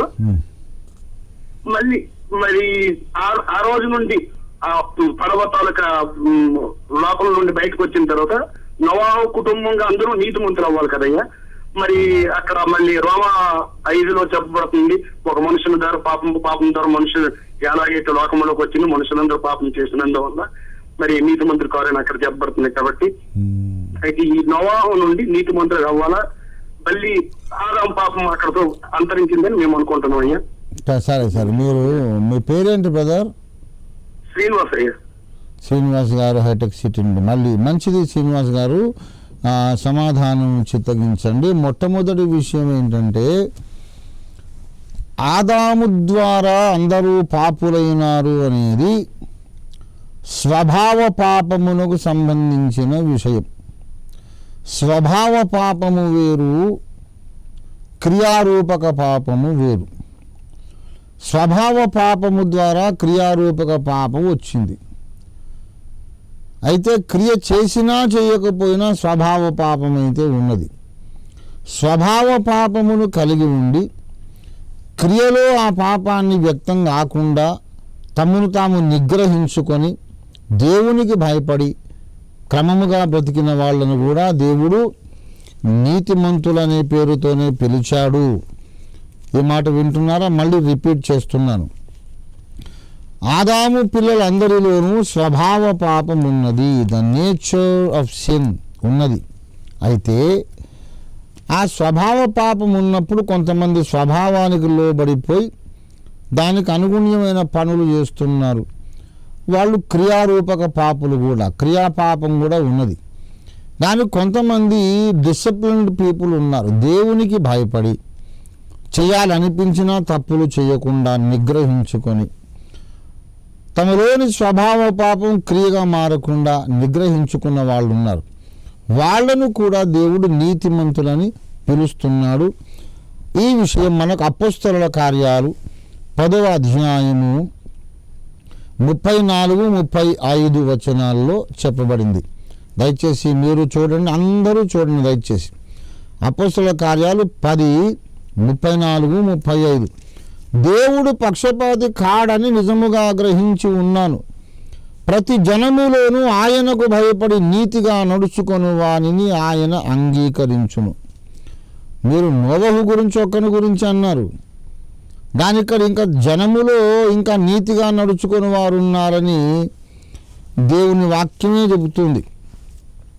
అదే సమయంలో మళ్ళీ రోమాపత్రిక 3వ అధ్యాయం 11వ వచనాన్ని చూస్తే నీతిమంతుడు లేడు, ఒక్కడు కూడా లేడని రాయబడింది. అపోస్తలుల కార్యాలు 10:35లోనేమో నీతిగా నడుచుకొని వారిని దేవుడు అంగీకరించును అన్నాడు. అంటే నీతిగా నడుచుకొని వారు ఉన్నారనే కదా. కొంతమంది ఉన్నారు, వాళ్ళని దేవుడు అంగీకరిస్తాడు. నీతిగా నడుచుకునే వాడు ఒక్కడు కూడా లేకపోతే నడుచుకొని వాడిని అంగీకరిస్తానన్న మాట ఇక్కడ పేతురు ఎందుకు చెబుతాడు? పరిశుద్ధాత్మ పూర్ణుడు, లేఖనంలో దేవుడు ఎందుకు రాయిస్తాడు? గనక ప్రతి జనములోనూ దేవునికి భయపడి నీతిగా నడుచుకునే వాళ్ళు ఉన్నారు అనేది దేవుడు చెబుతున్నాడు. అదే సమయంలో నీతిమంతుడు లేడు, ఒక్కడును లేడు అనే మాట చెబుతున్నాడు. ఇక్కడ ప్రతి జనములోనూ నీతిగా నడుచుకుని వారు ఉన్నారు, అందులో కొర్నేలి ఒకడు. ఆ నీతిగా నడుచుకుని వాడు కొర్నేలి కాబట్టే పరలోకం నుండి దేవుడు దూతను పంపి మళ్ళీ ఏం చేశాడు? పేతురుని పిలిపించుకోమన్నాడు, సువార్త వినమన్నాడు. ఆ సువార్త విని కొర్నేలి తన ఇంటి వాళ్ళందరూ రాత్రి ఆ గడియలోని అక్కడే వారు మారు మనసు పొందేశారు. అపోస్తలుల కార్యాలు 10వ అధ్యాయము. మరి వాళ్ళందరూ కూడా ఆ రోజే బాప్తిస్మం పొందేశారు. దయచేసి 47వ వచనం, అందుకు పేతురు మనవలే పరిశుద్ధాత్మను పొందిన వీరు బాప్తిస్మం పొందకుండా ఎవడైనా నీళ్లకు ఆటంకము చేయగలడా అని చెప్పి యేసుక్రీస్తు నామముందు వారు బాప్తిస్మం పొందగలనని ఆజ్ఞాపించను. దాని కొర్నేలి ఇంటి వాళ్ళందరూ కూడా బాప్తిస్మం పొందేశారు, నమ్మి బాప్తిస్మం పొందారు. కొర్నేలి ముందే నీతిమంతుడైతే సువార్త వినడం ఎందుకు? పేతుర్ని పిలిపించుకోమని దేవదూత చెప్పడం ఎందుకు? కొర్నేలి ఇంటికి వెళ్ళమని మళ్ళీ దర్శనం దేవుడు పేతురికి ఇవ్వడం ఎందుకు? ఈ లోకపు ప్రమాణాల ప్రకారము తమను తాము నిగ్రహించుకొని కొంచెం క్రమంగా బ్రతికే వాళ్ళను దేవుడు అభిమానిస్తున్నాడు. ఎంతవరకు అభిమానం అంటే పరలోకానికి రానిచ్చేటంత సర్టిఫికేషన్ లేదు. వాడు సువార్త వినడానికి యోగ్యుడు అవుతున్నాడు, అంతవరకే.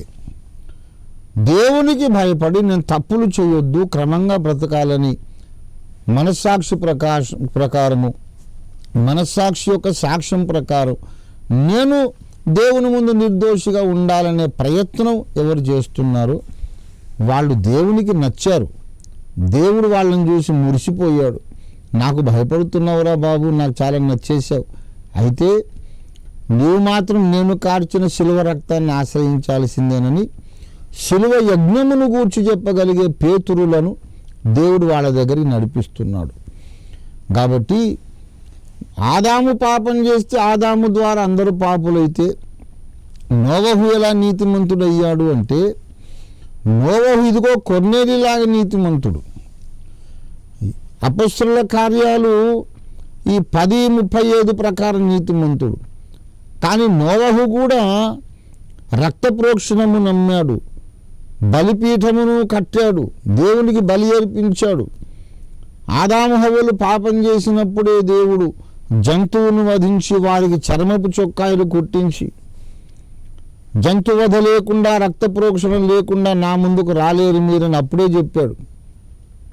ఆ విషయాన్ని ఆదాము హవ్వలు చెప్పగా హేబేలు విని దాన్ని ఇంప్లిమెంట్ చేశాడు. హేబేలు కూడా రక్త ప్రోక్షణం ద్వారా దేవుని దగ్గరికి వెళ్ళాడు. అమ్మా నాన్నలను దేవుడు జంతు వధ ద్వారానే కాపాడాడు, రక్షించాడని, జంతు రక్తము ద్వారానే దేవుడు ఆ ఖడ్గము వారి మీదకి రాకుండా తప్పించేశాడని కయీనుకు తెలుసు. అయినా సరే వాడు పట్టించుకోలేదు.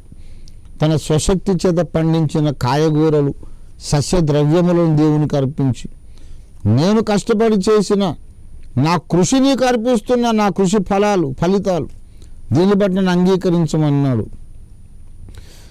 రక్తము దేవుడు సృష్టించింది, దేవుడిచ్చిన వరం, దాన్ని దేవునికి అర్పించాడు హేబెలు. అందులో హేబెలు కృషి లేదు, తన కృషి లేకుండానే దేవుడిచ్చిన దాని మీద దానము మీద ఆధారపడి వచ్చాడు హేబెలు. హేబెలును దేవుడు అంగీకరించాడు. దేవుడిచ్చిన దానమని కాకుండా నేను కష్టపడ్డది చూడు, నన్ను అంగీకరించమన్నాడు కయ్యను. దేవుడు కయ్యను లక్ష్య పెట్టలేదు, అతని అర్పణము లక్ష్య పెట్టలేదు. గనక అప్పటి నుండి రక్త ప్రోక్షణము నమ్ముచూ వచ్చిన భక్త పరంపరలో వరుసలో నోవహు కూడా ఉన్నాడు. ఆ తర్వాత అబ్రహాం ఉన్నాడు, ఇస్సాకు ఉన్నాడు, యాకోబు ఉన్నాడు. ప్రతి తరములోనూ తమంతట తాము ఆత్మ నిగ్రహంతో నీతిగా బ్రతకడమే కాదు, దేవుణ్ణి అంగీకరించి ఆరాధించిన నిజమైన భక్తులందరూ రక్త ప్రోక్షణమును ఆచరించారు.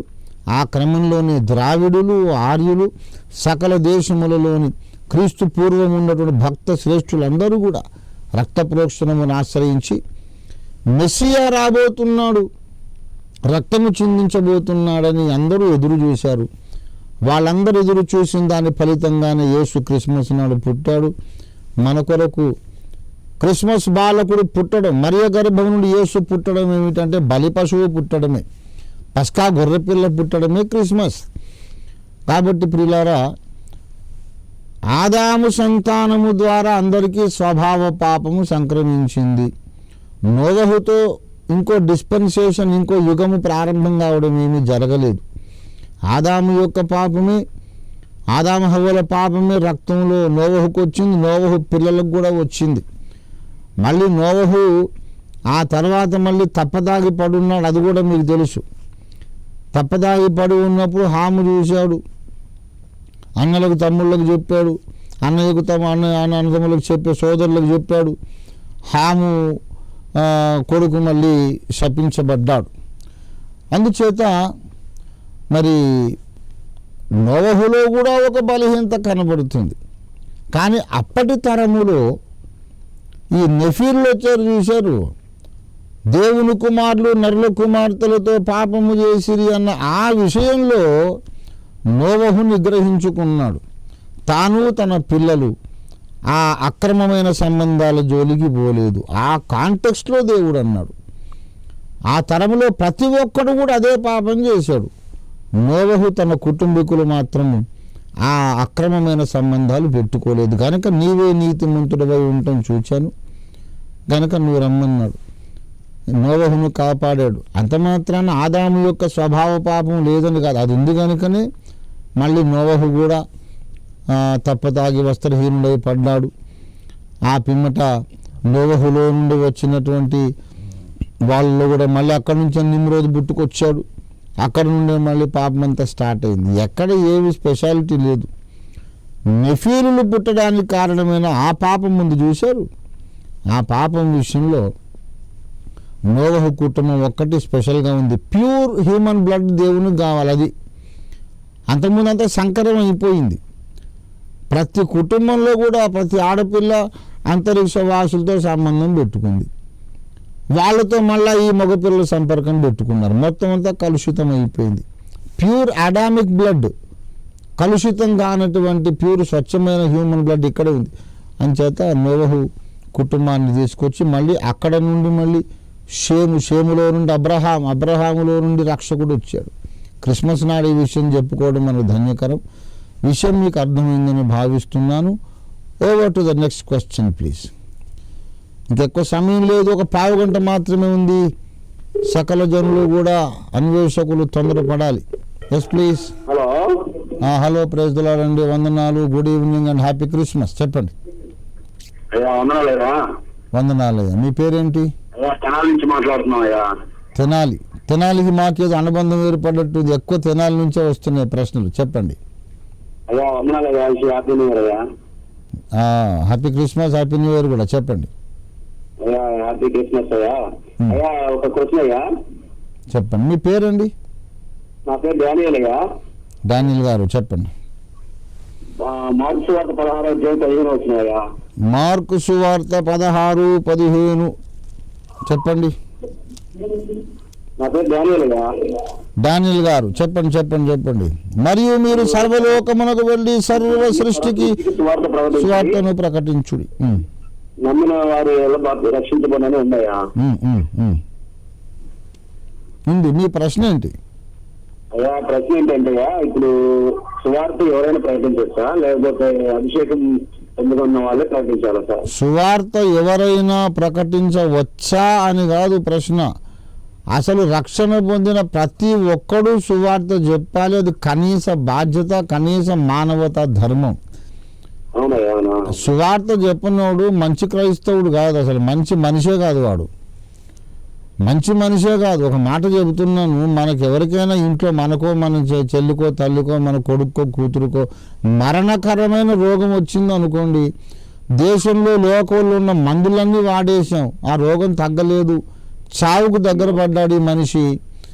ఆ తర్వాత మనకి ఎక్కడో ఒక యోగి పొంగవుడో మునీశ్వరుడు ఆయుర్వేద వైద్యుడో ఎవరో ఒక ఆయన దొరికాడు. ఇక ఆశ వదులుకున్న టైం లోపల ఆ వైద్యుడు వచ్చేసి మంచి మంది ఇచ్చాడు, ఈ మనిషి బ్రతికిపోయాడు అనుకోండి. ఆశ వదులుకున్నాం, తర్వాత మందు పనిచేసింది, తర్వాత ఒక 6 నెలలకో 3 నెలలకో ఇంటి పక్క వాడికి ఆ రోగం వచ్చింది అనుకోండి, అతడు కూడా చావుకు సమీపిస్తున్నాడు. మనం చెప్పము అతడికి, ఏమండి ఇదే రోగం మా అక్కయ్యకు ఉండింది, మా తమ్ముడికి ఉండింది, నాకు ఉండింది, నా భార్యకు ఉండింది, మేము ఇలాగే మీలాగా అన్ని మందులు వాడాము, అన్ని లోకం అంతా తిరిగేసి లక్షలు ఖర్చు పెట్టుకొని నష్టపోయాం, ఎక్కడ ఏ మందు పనిచేయలేదు, ఫలానా వైద్యుడు ఉన్నాడండి, అతని దగ్గరికి వెళ్ళండి బ్రతికిపోతారని చెప్పమా? తెలిసి కూడా మనం చెప్పలేదు అనుకోండి, నాకున్న రోగమే, ఒకప్పుడు నాకుండి నయమైపోయిన రోగమే ఇంటి పక్క వాళ్ళకి వచ్చింది, మంది ఎక్కడుందో నాకు తెలుసు, అయినా చెప్పలేదు అనుకోండి, దుర్మార్గుని కాదు. సువార్త చెప్పని క్రైస్తవుడు అసలు వాడేం మంచి మనిషి అండి. సువార్త చెప్పొద్దనడం చాలా ఘోరమైన విషయం.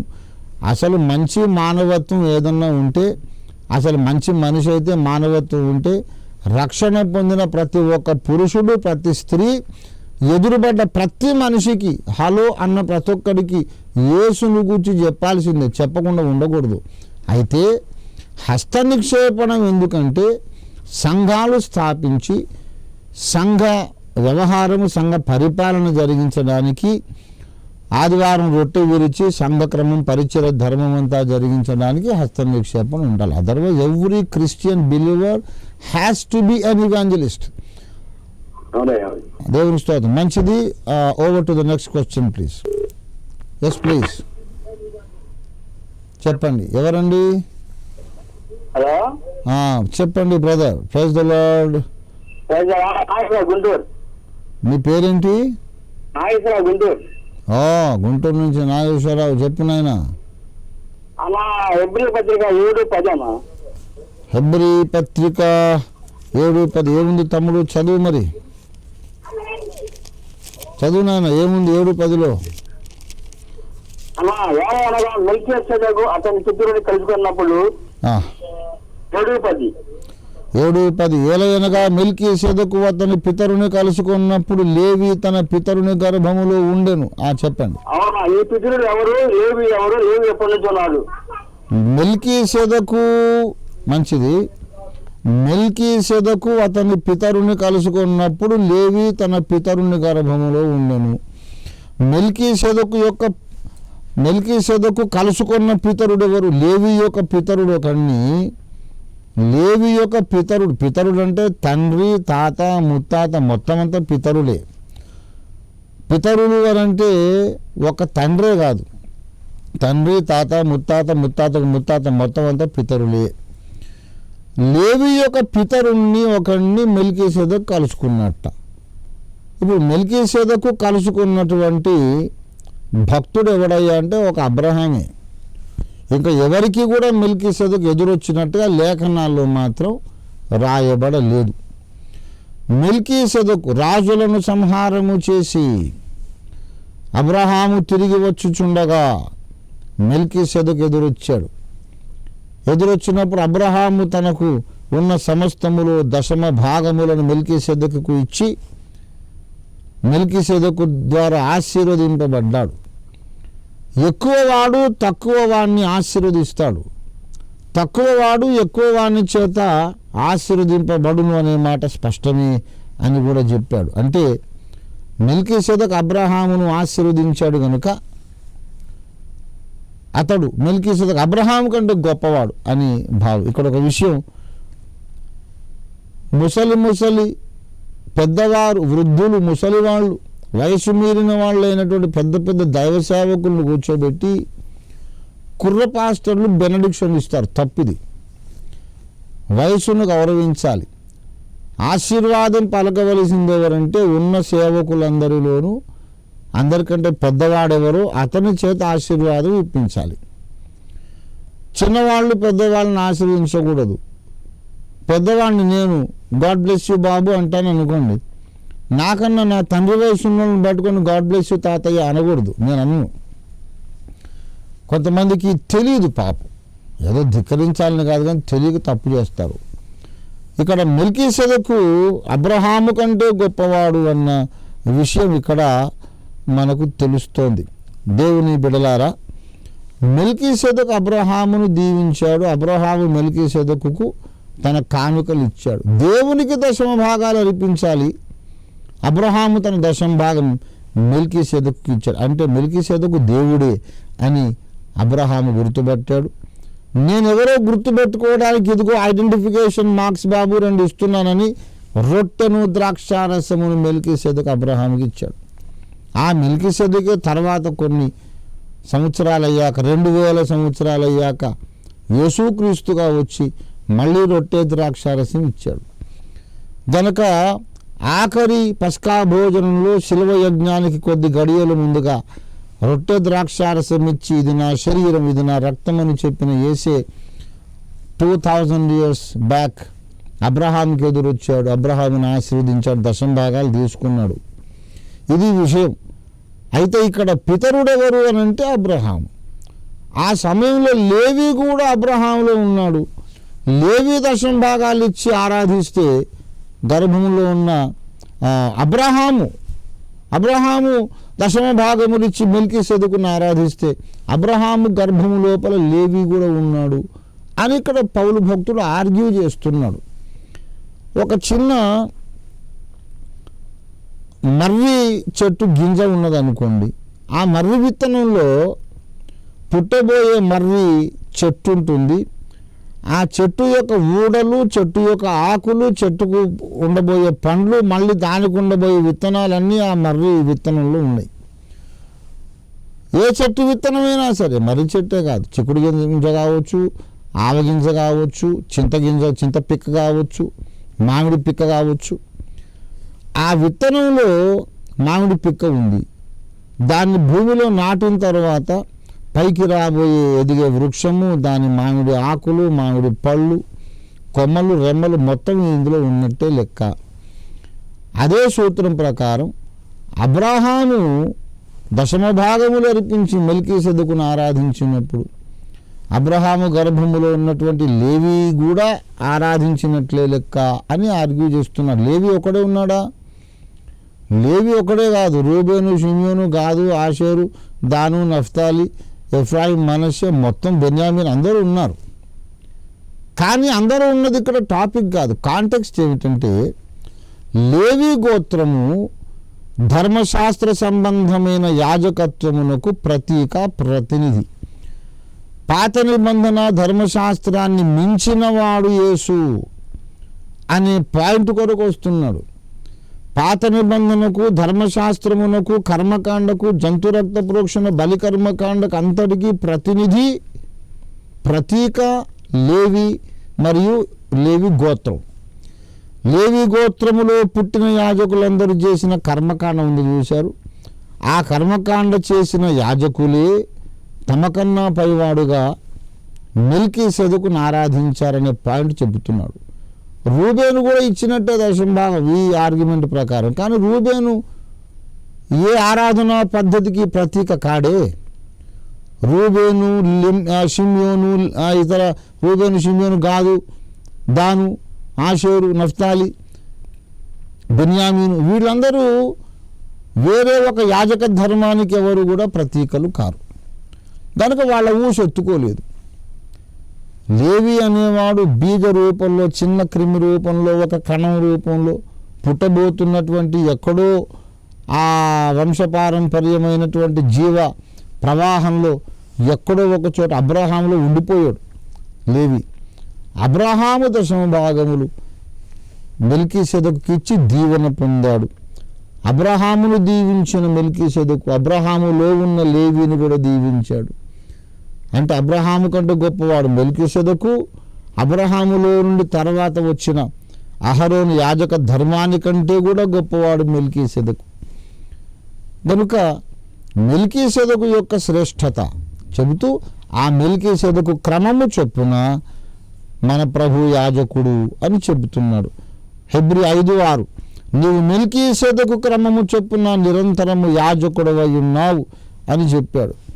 అలాగే హెబ్రీ 7:13-14 ఎవరిని గూర్చి ఈ సంగతులు చెప్పబడను, ఆయన వేరొక గోత్రంలో అంటే లేవి గోత్రంలో కాకుండా వేరే గోత్రంలో యూదా గోత్రంలో పుట్టాడు. 14 మన ప్రభువు యూదా సంతానమందు జన్మించిన అనుట స్పష్టమే. కాబట్టి 16 నాశనము లేని జీవమునకున్న శక్తిని బట్టి నియమింపబడి మెల్కీసెదెకును పోలిన వాడైన వేరొక యాజకుడు వచ్చి ఉన్నాడు, ఆయన మన ప్రభువు యేసు. 8వ అధ్యాయం 1వ వచనానికి వచ్చి చెబుతాడు, మేము వివరించుచున్న సంగతుల సారాంశం ఏమనగా మనకట్టి గొప్ప ప్రధాన యాజకుడు ఉన్నాడు, ఆయన మన ప్రభువు యేసు. కనుక యేసు నూతన నిబంధనకు మధ్యవర్తి, కొత్త నిబంధన యాజకుడు, మన ప్రధాన యాజకుడు యేసు. యేసయ్య ద్వారా మనము దేవుని దగ్గరికి వెళ్ళడం మరింత ఉన్నతమైన స్టేటస్ మనకిస్తుంది పరలోక రాజ్యంలో. అహరోను యాజకత్వము, జంతు రక్త ప్రోక్షణము, ఆ శరీర సంబంధమైన సున్నతి, ఆ కర్మకాండ విధులు అవన్నీ ఒక లెవెల్, ఒక అంతస్తు. అంతకు మించిన శ్రేష్టమైన నిబంధనకు యేసు పూటకాపాయను. యేసు యొక్క సుప్రీమసీ, సుపీరియారిటీ చెప్పడానికి ఇదంతా చెప్పాడు. గనక పితరుడు ఎవరంటే అబ్రహాము. ఆ పితరుని గర్భంలో లేవి ఉన్నాడు, మర్రిగింజలో పుట్టబోతున్న చెట్టు ఊడలు కూడా ఉన్నట్లు మొత్తం ఇశ్రాయేలు జనాంగం అంతా అబ్రహాంలోనే ఉంది. అయితే లేవిని ఎత్తి చెప్పాడు, ఎందుకంటే లేవి ఒక యాజక ధర్మానికి ప్రతీక. ఆ పాత నిబంధన యాజక ధర్మము కంటే సుపీరియర్ ప్లేస్లో యేసు ఉన్నాడు, మెల్కీసెదెకు క్రమంలో ఉన్నాడు.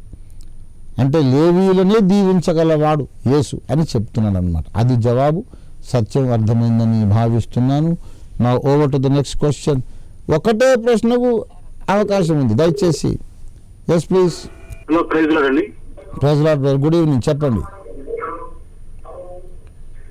నా క్వశ్చన్ ఏంటంటే, చెప్పండి బ్రదర్, చెప్పండి. నా పేరు సుందరరావు అండి, నేను హైదరాబాద్ కుక్కట్పల్లి నుంచి మాట్లాడుతున్నాను. హైదరాబాద్ కుక్కట్పల్లి నుండి సుందరరావు గారు, చెప్పండి బ్రదర్. యేసు ప్రభు బాప్తిసం తీసుకున్న వెంటనే శోధించబడటానికి అరణ్యానికి వెళ్ళినట్టుగా రాయబడింది. అవునండి. చెప్పండి. వెంటనే అరణ్యానికి వెళితే 3వ దినం వివాహానికి ఎలా అటెండ్ అయ్యాడు? ఇది మొదటి ప్రశ్న. రెండవ ప్రశ్న ఏంటంటే, చెప్పండి. యోహాను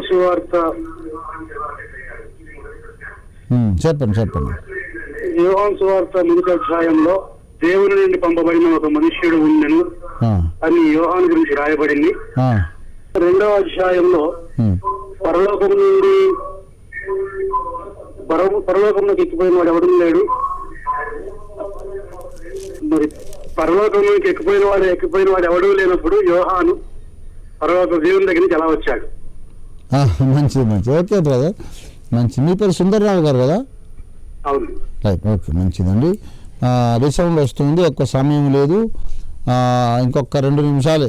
దయచేసి గమనించాలి. మొట్టమొదటి విషయము, యోహాను సువార్తను గురించి ఈ చెప్పబడినటువంటి విషయాలను మీరు తెలుసుకోవడానికి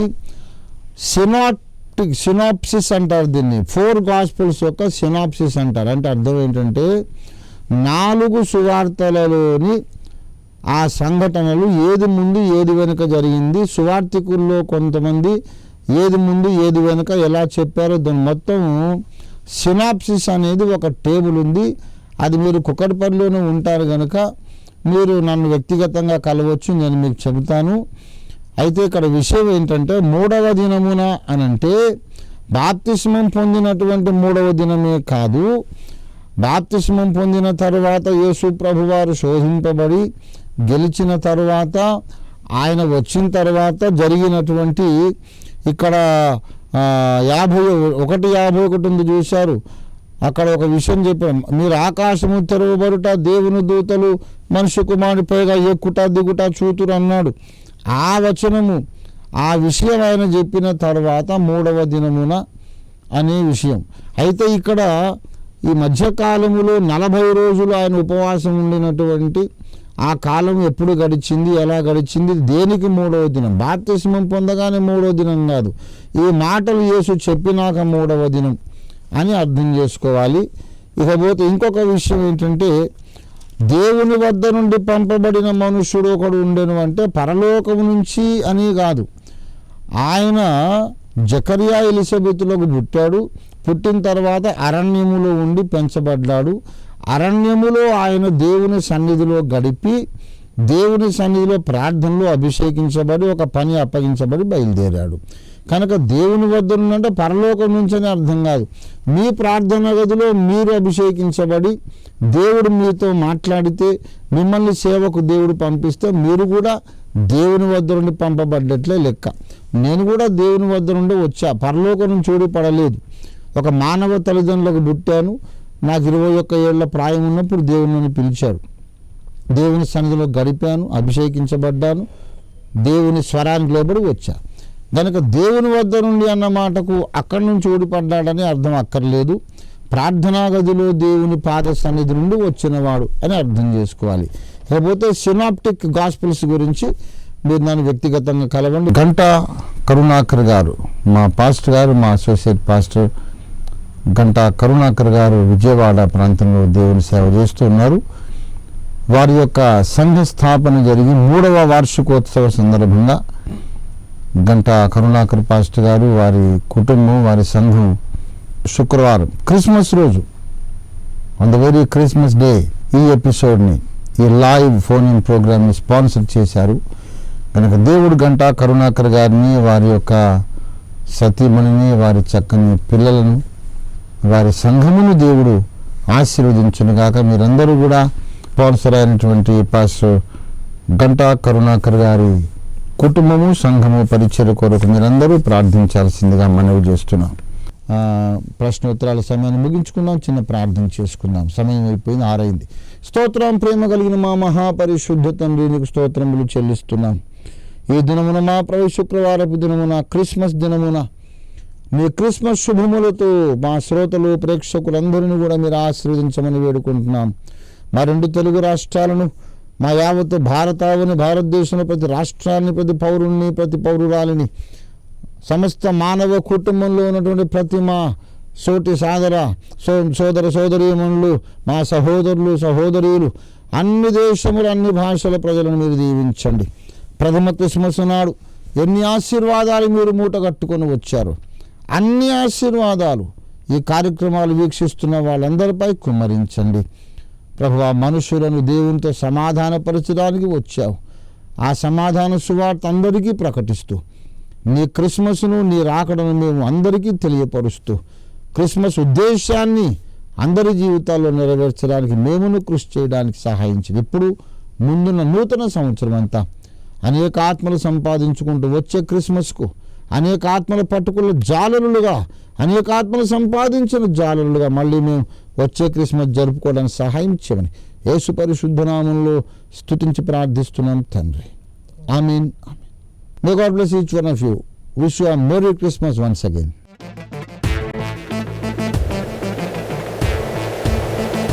Here we go.